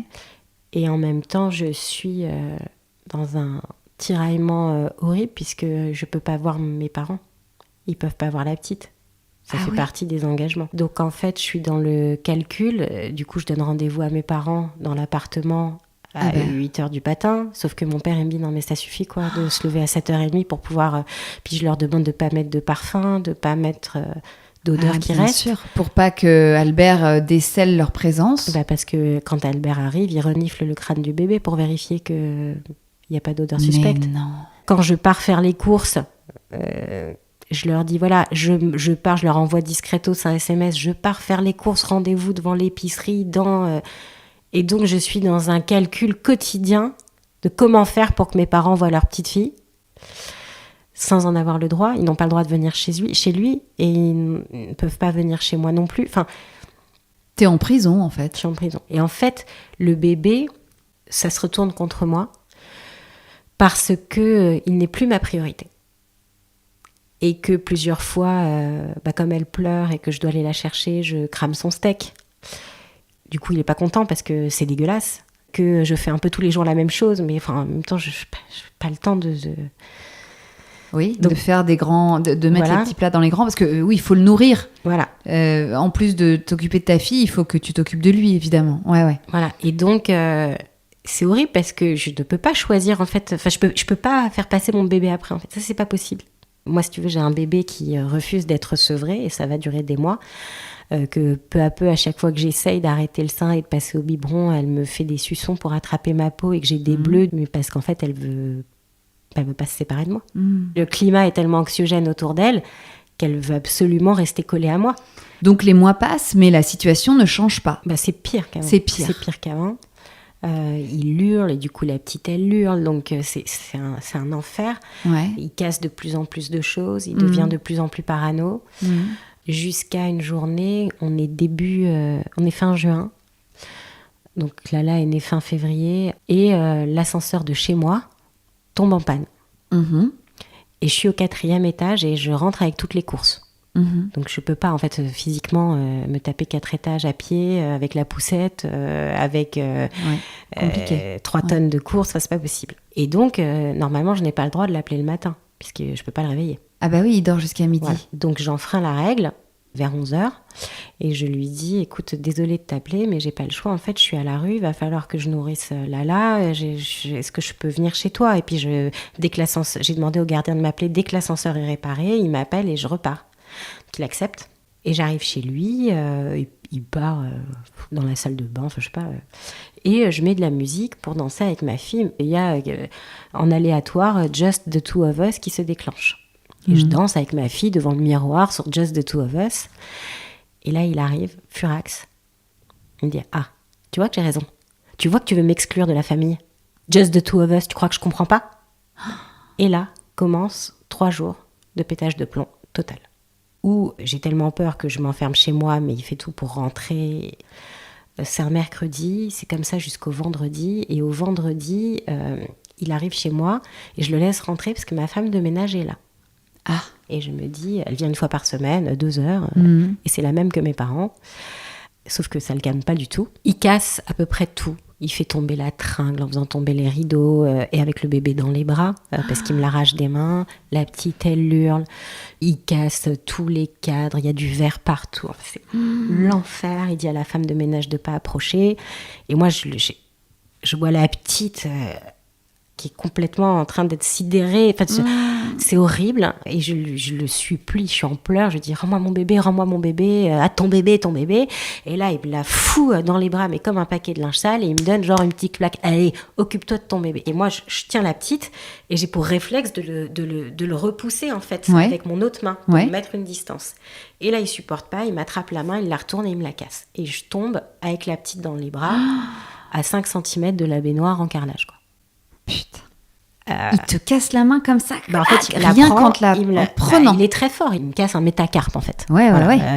Et j'entends les une douleur, mais un truc de fou. La femme de ménage est en panique. Lui me dit, il est en panique aussi. Il me dit, c'est rien. Et je dois allaiter la petite. En fait, tout est un cauchemar. Et là, vous avez un témoin. On a un témoin, mais moi... Mais qui est aussi sidéré que toi. Qui est aussi sidéré que moi, qui a peur de lui. Eh oui, parce qu'elle l'a déjà entendu gueuler. Je ne sais plus quoi faire, je finis par aller aux urgences, mais j'ai pas le droit de prendre un bébé avec moi aux urgences. Donc j'ai vu qu'il est dans un état compliqué, j'ai peur de lui laisser la petite, puis je l'allaite, elle mange pas, rien d'autre. Enfin, oui. C'est l'enfer. Donc tu la laisses à son père. Ouais, je la laisse à son père. Ok. La mort dans l'âme, mais parce que je suis obligée, j'ai trop mal. Bah oui. Et en fait, à l'hôpital, ils me disent, je tombe sur un gamin qui me dit que c'est rien. Sauf que la douleur passe pas. Et que le lundi matin, donc je me suis fait moi-même un bandage. Ouais.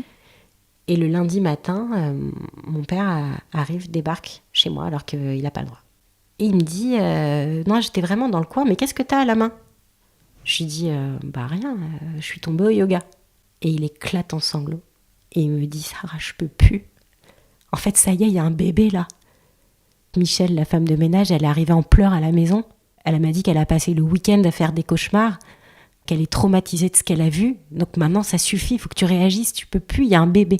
Il me dit, mais tu te rends compte à quelques centimètres, son crâne, il aurait éclaté, quoi. Il me regarde la main, parce qu'il est médecin, et il me dit, mais écoute, il faut aller à la clinique de la main. Ouais. Je t'emmène. Et donc j'y vais, et là, ils me disent, mais non, regardez, elle est hyper claire, la fracture, en plus. Et là, ta fille est où ? Avec moi. Merci, Michel, d'avoir donné l'alerte. Ouais. Et toi, est-ce que, quelque part, t'es pas soulagée qu'il sache ce qui s'est passé ? Je suis hyper soulagée. Et puis, en fait, j'ai la preuve sous le nez que ça va pas. Bah ouais. Puisque j'ai une sorte de plâtre. Enfin, j'ai qu'à baisser la tête et je vois bien que ce que je vis, c'est pas normal. Ouais. Et qu'on a franchi un cap aussi. Et puis surtout, je dis que c'est terminé. Je pars quelques jours en Normandie, toute seule avec la petite. Albert te fait pas chier ? Il te court pas après ? Il t'appelle pas ? Alors, il flippe quand même. Je lui interdis de m'appeler et pour la première fois, il écoute. Ah.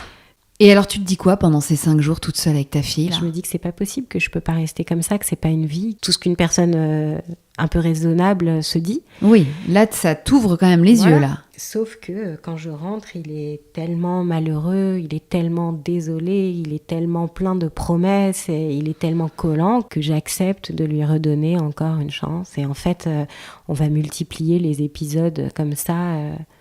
Enfin, tu vois, par exemple, il y a un soir où il rentre, il a fait du vélo, il est affamé, je suis en train de donner le bain à la petite.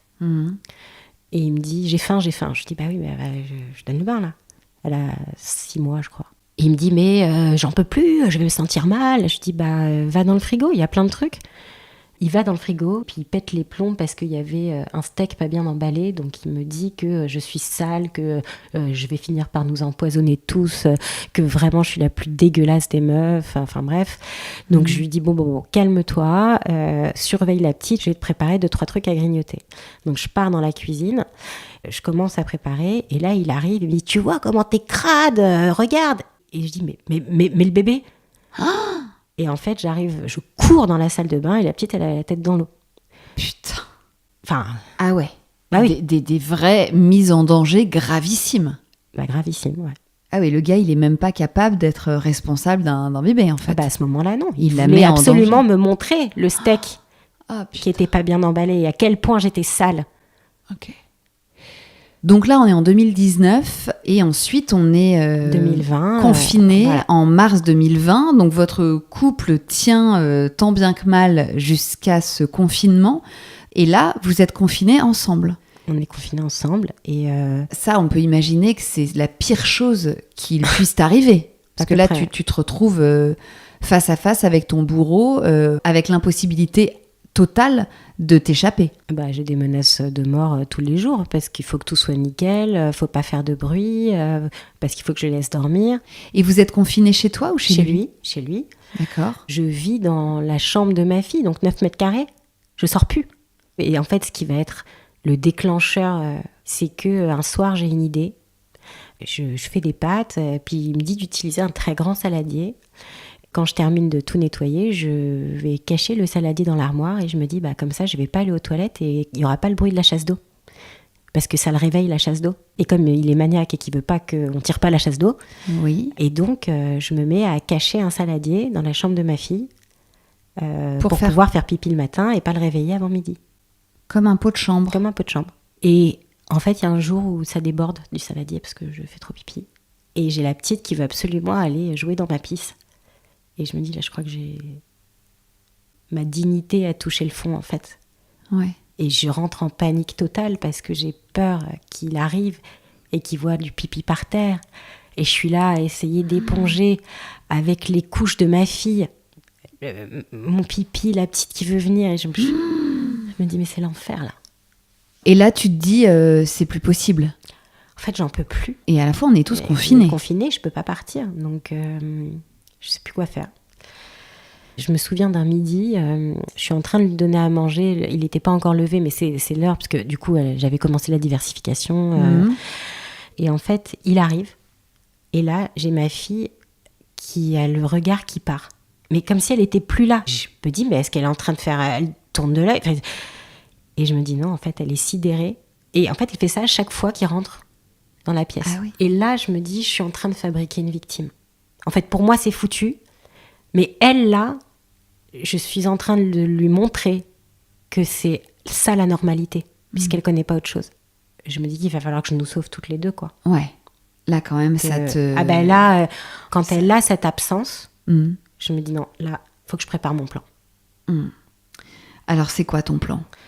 Je ne le sais pas encore à ce moment-là. Je sais que, en tout cas, mon plan, c'est de partir. D'accord. Je sais que ça, il va falloir le faire. Ouais. Tout le reste est un peu flou et je compte me laisser, en fait, dans ma tête, je me dis, je me laisse 6 mois pour tout organiser. Sauf qu'en fait, c'est précipité à la dernière dispute. Ouais. Qui a lieu quand ? Alors, elle a lieu dans la nuit du 5 au 6 juin. Et en fait, je suis tellement épuisée, moi, à ce moment-là, que je m'endors vers 22h. Ça se passe chez lui ou chez toi ? Chez lui. Toujours chez lui, puisque les nuits se passent toujours chez lui. Ouais. Et donc, à 22h, il me dit, allez, on met un film. Et je lui dis, écoute, je peux plus, en fait. Je suis épuisée, ça t'embête pas, je vais me coucher. Et là, il le prend super mal. Et la dispute commence. Il répète les mêmes phrases en boucle. Et en fait, il sort de la pièce, il claque la porte en partant. Et puis, il revient à peu près 1 minute 30 ou 2 minutes après. Il rouvre comme ça, en claquant. Il dit la même phrase. Et puis, il reclaque. Et puis, voilà. Et c'est ça. En fait, c'est une torture chinoise, quoi, si tu veux. Ouais, c'est ça. J'en ai pour la nuit. Tu les vois venir, en fait. Je sais. Voilà, quand il est en boucle, je sais que j'en ai pour la nuit. Et en fait, je me mets à avoir une angoisse terrible qui est, demain, je vais faire tomber Lala. Parce que je suis trop fatiguée. Là, j'y arrive plus. Si je dors pas cette nuit, demain, il va y avoir un drame. Mais parce que, en fait, je sens que je suis au bout de mes forces. Tu vois ta limite, voilà. Là. Ouais. Et je me dis, là, je ne vais pas survivre à une autre nuit comme ça, à être empêchée de dormir. Donc, je lui dis, écoute, là, on en parlera demain. Donc, je vais me coucher dans la chambre de ma fille. Sauf qu'en fait, ça ne marche pas. Et que je suis à 30 cm de ma fille et qui continue, toutes les minutes 30, claquer la porte, gueuler, hop, reclaquer la porte et repartir. Et je me dis, mais il ne peut pas faire ça à moi, je comprends, mais il va pas faire ça alors qu'elle est là. Eh ben non, il me tire les cheveux, il me dit des horreurs. Et donc, je me dis, si je veux dormir, il faut que j'aille m'enfermer dans la salle de bain et je vais dormir dans la baignoire. Je vais dans la salle de bain, je ferme ma clé et je commence à me mettre dans la baignoire.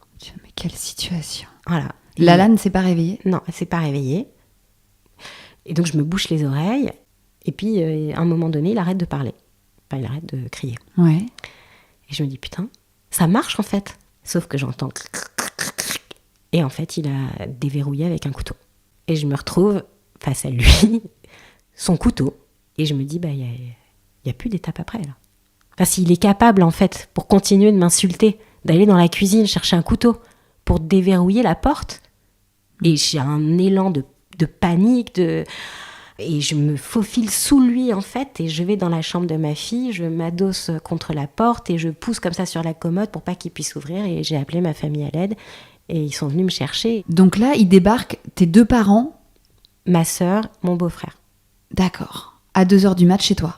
Et ils arrivent à rentrer déjà. Ça doit être lui une qui scène ouvre. surréaliste. C'est surréaliste. Et le temps qu'ils arrivent, ils continuent à à tambouriner. frapper, bien et sûr. il te dit quoi? Il me dit, il faut qu'on parle, ne me laisse pas comme ça, dis-moi que tu m'aimes, dis-moi que tu vas pas m'abandonner, dis-moi que tu m'aimes, en hurlant, tu vois. Et Lala dort toujours? Ouais. Enfin, en tout cas, elle est calme. J'ai pas de souvenir de bébé. Mais peut-être tu n'as pas à la gérer, en tout cas, à ce moment-là. Non. D'accord. Et donc là, tu assistes à cette scène surréaliste où donc tes parents, ta sœur et ton beau-frère déboulent dans l'appart en pleine nuit. Et là, ma mère arrive, je lui dis, tiens, je lui donne Lala, qui se réveille, qui est complètement hagarde. Je lui dis, va vite dans la voiture. Et Albert, il est dans quel état, là? Il est dans une sorte de déni, en train de dire à mon père, enfin, tous les couples se disputent, enfin, vous pouvez faire ça, mais c'est ridicule. Genre très fier, tu vois. Ouais. Fait, prenez, oui, vous pouvez les prendre, mais enfin, il y a rien, quoi. Et mon père, en fait, il le brosse dans le sens du poil. Oui, mais c'est ce qu'il faut faire Bien avec sûr. lui. C'est la seule façon. Bien sûr. Ouais. Repose-toi, on s'occupe de tout, on s'appelle demain, ne t'inquiète pas, etc. Très bonne technique. Très bonne technique. Ce qui vous permet de partir. filer. Ouais. Mais moi, je pars sans rien. Je prends mon ordinateur, le biberon, son doudou. J'ai cette présence d'esprit. Et je pars. Et basta.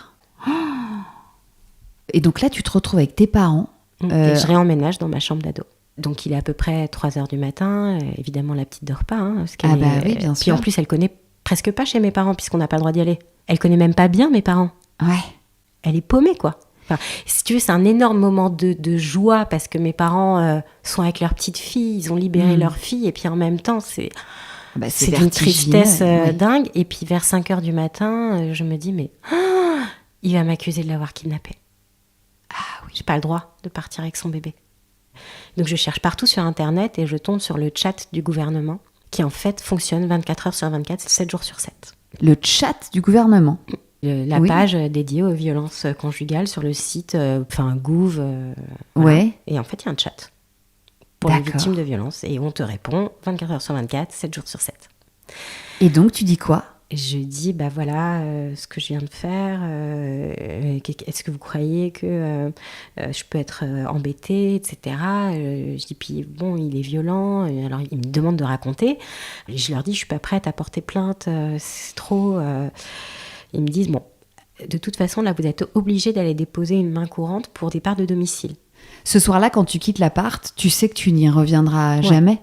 Ouais. Tu le sais? Je le sais. C'était mon plan, de toute façon, de partir. Je ne savais pas que ça allait arriver si vite. Bien sûr. Je vais déposer une main courante. Le lendemain, au commissariat le plus près de chez moi, comme la personne me l'a dit. Ouais. Je commence à déposer la main courante et là, il y a un haut gradé qui descend avec une pile de papier dans la main et qui me dit « Bonjour Sarah ». Je dis « Qu'est-ce qui se passe ?» Elle me dit « Vous voyez, ce que j'ai dans la main, c'est le chat que vous avez eu sur le site du gouvernement. C'est très grave ce qui se passe chez vous, donc je vous informe que ce n'est pas une main courante, c'est une plainte et c'est nous qui décidons. Donc vous n'avez pas le choix. Prévenez chez vous parce qu'on en a pour au moins 3 heures. » Voilà. Incroyable. Et ça te fait quoi? Pour moi, c'est magique. Ça te sauve de toute culpabilité. Et oui, puisque c'est pas toi qui fais la démarche. Et ça te protège, effectivement. Ça change tout. Ça change tout. Et donc là, tu rentres dans une autre dimension judiciaire. Voilà. Et tu te retrouves à porter plainte contre ton ex. Voilà, et puis avec tout ce que ça implique, parce que quand tu portes plainte, tu as d'un côté le pénal, et puis après, tu as tout ce qui concerne le juge des affaires familiales. Ce sont 2 entités différentes. En fait, tu as 2 procédures en cours. Ouais. Moi, perso, j'avais même pas une culotte, donc je m'habille avec les fringues de ma mère. Je vis dans ma chambre d'ado avec mon bébé. J'ai pas de crèche, j'ai rien en fait. Et Lala a quand même 18 mois. Ouais. C'est plus le tout petit nourrisson. Bah non. Ouais. Et puis elle est accrochée à moi. Enfin, t'imagines, avec ce qu'on a vécu, elle ne me lâche pas d'un millimètre, quoi. Donc c'est... Oui, donc faut tout reconstruire. Voilà, tout reconstruire. Et est-ce que là, à ce moment-là, tu ouvres les vannes? C'est-à-dire que est-ce que tout d'un coup, le reste du monde, même s'ils avaient une vague idée de ce que tu endurais, mais toi, tu le verbalisais jamais vraiment, est-ce que là, tu t'autorises à dévoiler ce que tu as subi pendant 10 ans? Alors oui, mais en fait, ça se fait... la machine, en fait, c'est une reconnexion qui s'opère dans ton cerveau. C'est pas « Ah, ça y est, je peux parler ». C'est... tu ouvres en fait la mémoire traumatique et du coup ça sort. Et en fait, ce qui m'empêche peut-être de dire tout de suite, c'est quand je vois le regard des gens, quand je commence à raconter ce que je vis. Eh oui. Tu vois quoi dans ce regard ? Je vois de la pitié, je vois de la sidération, et je me dis, mais c'est vrai qu'en fait, c'est ouf. C'est vrai que c'est ouf. J'ai fait quasiment 10 ans d'études, j'ai toujours bossé, je suis écrivaine. Est-ce que je suis folle, quoi ? Ouais. Et c'est là que je commence à vouloir chercher... mais c'est qui, en fait, les femmes qui meurent de la violence ? Moi, je connais même pas à ce moment-là le terme de féminicide, ça, je connais rien. Puisque je sors pas de chez moi. Bien sûr, t'as aucune connexion. Je tombe sur des articles de faits divers où on sait jamais qui est la nana. On sait si elle a eu 39 coups de couteau ou une balle dans la tête, mais on sait pas qui elle est. On sait pas c'était quoi son rêve de petite fille. On sait pas... Je découvre les noms des grandes associations. Je tombe sur les décomptes de féminicides. Et oui, là, tout d'un coup, tu découvres un nouveau monde. Ah ben, moi, si tu veux, je suis devenue féministe par ma vie. Puisque j'ai à peu près vécu tout ce qu'on dénonce, en fait. Donc, si tu veux, moi, je suis devenue féministe par la chair, quoi. Et en fait, ce décompte de féminicide me glace le sang, puisque, étant juive, arrière-petite-fille de déportés, ayant grandi entourée de gens avec des numéros tatoués sur le bras, je me dis, mais putain, si j'étais morte, en fait, je pense que ça aurait 2 fois tué ma mère, que non seulement je ne sois plus là, mais qu'en plus, moi aussi, je sois un numéro. Et pour moi, il y a un truc physique totalement inacceptable, en fait, de numéroter les femmes qui meurent. Ah oui.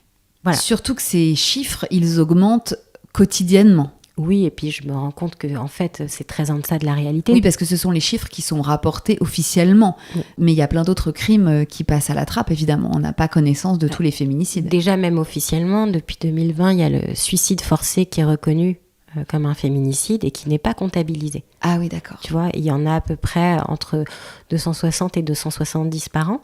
Ouais. Donc en fait, si on les prend en compte, c'est 1,2 femme qui meurt chaque jour en France. Il n'y a jamais les co-victimes. Tu vois, par exemple, dans le livre, je raconte que ça arrive, que les agresseurs, ils débarquent et puis ils tuent l'ancienne belle-sœur qui est là et même le bébé. Donc, tu rencontres tout d'un coup des gens et tu es en contact aussi avec des réseaux sociaux, des comptes. Mais en fait, je retourne à la vie. Ouais, c'est ça. Ok, ça fait donc 4 ans que tu t'es enfui de chez toi. Est-ce que tu peux nous résumer, si c'est possible, ces 4 dernières années et comment tu t'es reconstruite ? Le livre 125 et des milliers m'a beaucoup reconstruite déjà, parce que le principe de ce livre, ça a été une femme, le chiffre officiel des féminicides, c'est une femme qui meurt tous les 2 jours et demi en France. Ça veut dire en moyenne 125 par an. Et donc je me suis dit, moi je vais retrouver 125 familles qui ont perdu une fille, une maman, une sœur, et je vais leur demander qu'elles me racontent qui elle était et pas comment elle est morte, puisqu'on raconte jamais finalement qui sont ces femmes. C'était déjà pour qu'on se dise, mais c'est qui en fait ? Est-ce que c'est la femme faible telle qu'on l'a décrit ? Oui, c'est important d'incarner ces chiffres. Et en fait, je me lance dans une enquête qui va me prendre presque 3 ans. Parce que, en fait, entre le moment où tu lis un prénom qui a souvent été modifié dans un article et celui où tu retrouves le portable de la maman et qu'elle accepte de se confier, il y a beaucoup d'étapes. Et donc, l'écriture de ce livre et cette enquête va te porter, te tenir, te sauver pendant 3 ans, parce qu'en fait tu t'y mets, dans la foulée. Le 12 juin 2020, le livre sort le 8 mars 2023. Il est sorti le 8 mars, évidemment, 3 ans après. Et donc, à travers ces interviews, ces enquêtes, tu découvres le visage de toutes ces femmes victimes de féminicide dont tu as failli faire partie. Je me dis... en fait, je me suis pas trompée, quoi, parce qu'elles sont toutes comme moi, en fait. Elles sont toutes comme toi. Donc, tu découvres qu'il y a une sorte de typologie, de pattern de victimes. Ouais, dans l'hyper-empathie, dans la culpabilité, souvent dans le romantisme. Et puis, beaucoup qui sont extrêmement brillantes, des chercheuses en biotechnologie, des militaires au gradé, des enseignantes. Et je me dis, en fait... les images qu'on voit jusqu'ici de la femme faible ou qu'on stigmatise sur une religion ou quoi, c'est n'importe quoi en fait. C'est pas ça on en qui se est passe. très loin. Pas du tout. Du coup, j'apprends que le 2e commissariat le plus concerné à Paris, c'est celui du 16e, que le pays où il y a proportionnellement le plus de féminicides en Europe, c'est le Luxembourg. Enfin, si tu veux, qu'on n'a que des idées reçues qui ne correspondent pas. Alors, évidemment, que quand t'es pauvre et que tu parles pas le français, tu peux pas aller porter plainte. Et puis, donc, ça, c'est un facteur supplémentaire. Mais c'est pas là que ça se joue, en fait. Et du coup, je trouvais ça effectivement très important d'être une femme qui a fait des études, fille de médecin et d'institutrice, et de montrer que c'est pas un problème de pauvre, c'est un problème de femme. Et c'est aussi pour ça que le livre a eu cet écho et qu'il y a eu ensuite Vivante, parce que j'incarne autre chose. Bien sûr. Voilà. Alors Vivante, pour qu'on comprenne, Vivante, c'est un documentaire réalisé par Claire Lajeunie, réalisatrice de talent d'ailleurs, que je salue. Extraordinaire. Qui t'a suivie justement à travers... En fait, elle m'a suivie pendant 13 mois dans toutes les actions que je mène dans mon association. En fait, pour que ce soit un film qui incite à agir autrement, avec des solutions extrêmement pragmatiques en fait. C'est ça. Et ton association, alors, tu l'as fondée à quel moment ? Je l'ai fondée pendant l'écriture du livre, puisque je comprends tellement de choses à travers cette enquête, et puis ce que ça me renvoie de moi-même, etc., que je me dis, mais j'ai l'impression que je peux apporter quelque chose de différent. Ouais. Et donc, l'asso naît à ce moment-là et prend une ampleur après le livre et prend encore plus d'ampleur après le documentaire. Et puis, c'est vrai qu'on t'a beaucoup vu dans les médias et que ta voix a compté et compte encore aujourd'hui dans ce paysage médiatique, puisque tu incarnes, et encore une fois, c'est important d'incarner toutes ces femmes, tu incarnes une histoire parmi tant d'autres, mais tu es là pour témoigner de ces violences. Ouais. Quel regard tu portes justement sur tout ça là, parce que ça a été un tourbillon aussi, j'imagine, pour toi de passer de rien à tout. Enfin, je veux dire, t'es passé de l'extrême ombre à l'extrême lumière. Il y a pas eu tellement de sas, de décompression. Pour tout te dire, je suis un peu paumée en ce moment. Enfin, oui, j'imagine. Tu n'as pas choisi non plus la facilité, c'est pas évident de se retrouver exposé comme ça et d'être le porte-drapeau d'une telle cause. Oui, parce que moi, les familles, j'ai pas fait semblant. Hein. Je suis allée les chercher une par une, je les ai interrogées une par une. Enfin, je veux dire, on se connaît, quoi. Donc, et puis, c'est une vraie responsabilité aussi. J'ai pas réfléchi. Ouais. J'ai pas réfléchi, j'ai tellement avec mes tripes. Enfin, en fait, je ne pouvais pas faire autrement. Puis j'ai emmené ma fille avec moi, enfin je suis allée en Guyane, à La Réunion, rencontrer les familles. Et j'ai enregistré en audio toutes les interviews des familles. Et donc je les mettais un peu plus loin avec du papier et des crayons pour qu'elles dessinent. Et en fait, j'ai un enregistrement comme ça, où c'est le frère d'une victime qui est en pleurs, qui me raconte comment sa sœur est morte. Et alors regarde ce dessin-là. Et je me dis... Dieu. Et en même temps, c'est la vie, quoi. En tout cas, c'est la mienne. Je suis partie avec mon bébé sous le bras et on a fait ça ensemble. Comment sont les relations entre Albert et toi aujourd'hui, 4 ans après votre rupture ? Pour moi, c'est vraiment l'espoir, ça. Parce que quand je suis partie, en réalité, il a fait une décompensation psychiatrique. Il a fini par être hospitalisé, suivi en hôpital de jour, avec un énorme traitement d'antipsychotiques. D'accord. Qui fait que je ne connais pas cette personne. En fait, la nouvelle personne est plutôt sympa, est complètement anti-violente et il continue de voir 2 ou 3 psys par semaine pour pouvoir voir sa fille. Pour l'instant, du coup, on a des bonnes relations. Okay. Et moi, je lui ai dit que j'étais très heureuse en fait qu'il ait été capable de faire tout ça pour elle. J'aurais bien aimé qu'il le fasse pour moi. Enfin voilà, je ne demande pas plus. Ok. En fait. Et donc vous êtes en garde alternée ? Non, pas alternée quand même. Il la garde du jeudi au dimanche tous les 15 jours en fait. D'accord. Voilà. Et pendant ces 4 jours, tu sais qu'il s'en occupe bien ? De toute façon, ma fille, elle est assez démerde. Du coup, elle sait téléphoner, elle sait prendre le portable de son père, faire un FaceTime. D'accord. Elle en fait 10 fois par jour, mais c'est pas grave. Voilà. Ok. En tout cas, le lien perdure avec son père et entre vous quand même. Vous arrivez à communiquer sereinement. Pour le coup, Lala est notre priorité. Ouais. Et ça, c'est quelque chose qui est pareil pour nous deux. Et je trouve que c'est hyper important d'en parler aussi parce que moi, je trouve que c'est plein d'espoir. C'est-à-dire qu'un mec qui a été capable de faire tout ça, qui finalement accepte un traitement qui l'handicape un peu, parce que du coup, il est ralenti, etc., mais qui le fait pour pouvoir avoir une relation avec sa fille. Moi, je trouve que c'est... plein d'espoir, quoi. Et ça, il s'en rend compte ? Tu le sens plus heureux d'être comme ça? Il se marre. Oui, voilà. Voilà. Il a radicalement changé. Mais moi, au début, je lui en ai voulu de ça, parce que j'avais l'impression qu'il me privait de ma colère. Mais oui, parce que tu n'avais plus aucune prise, là. Est-ce que c'était plus la même personne? Voilà, comme si, en fait, c'était une torture de plus, quoi. Mais en fait, non.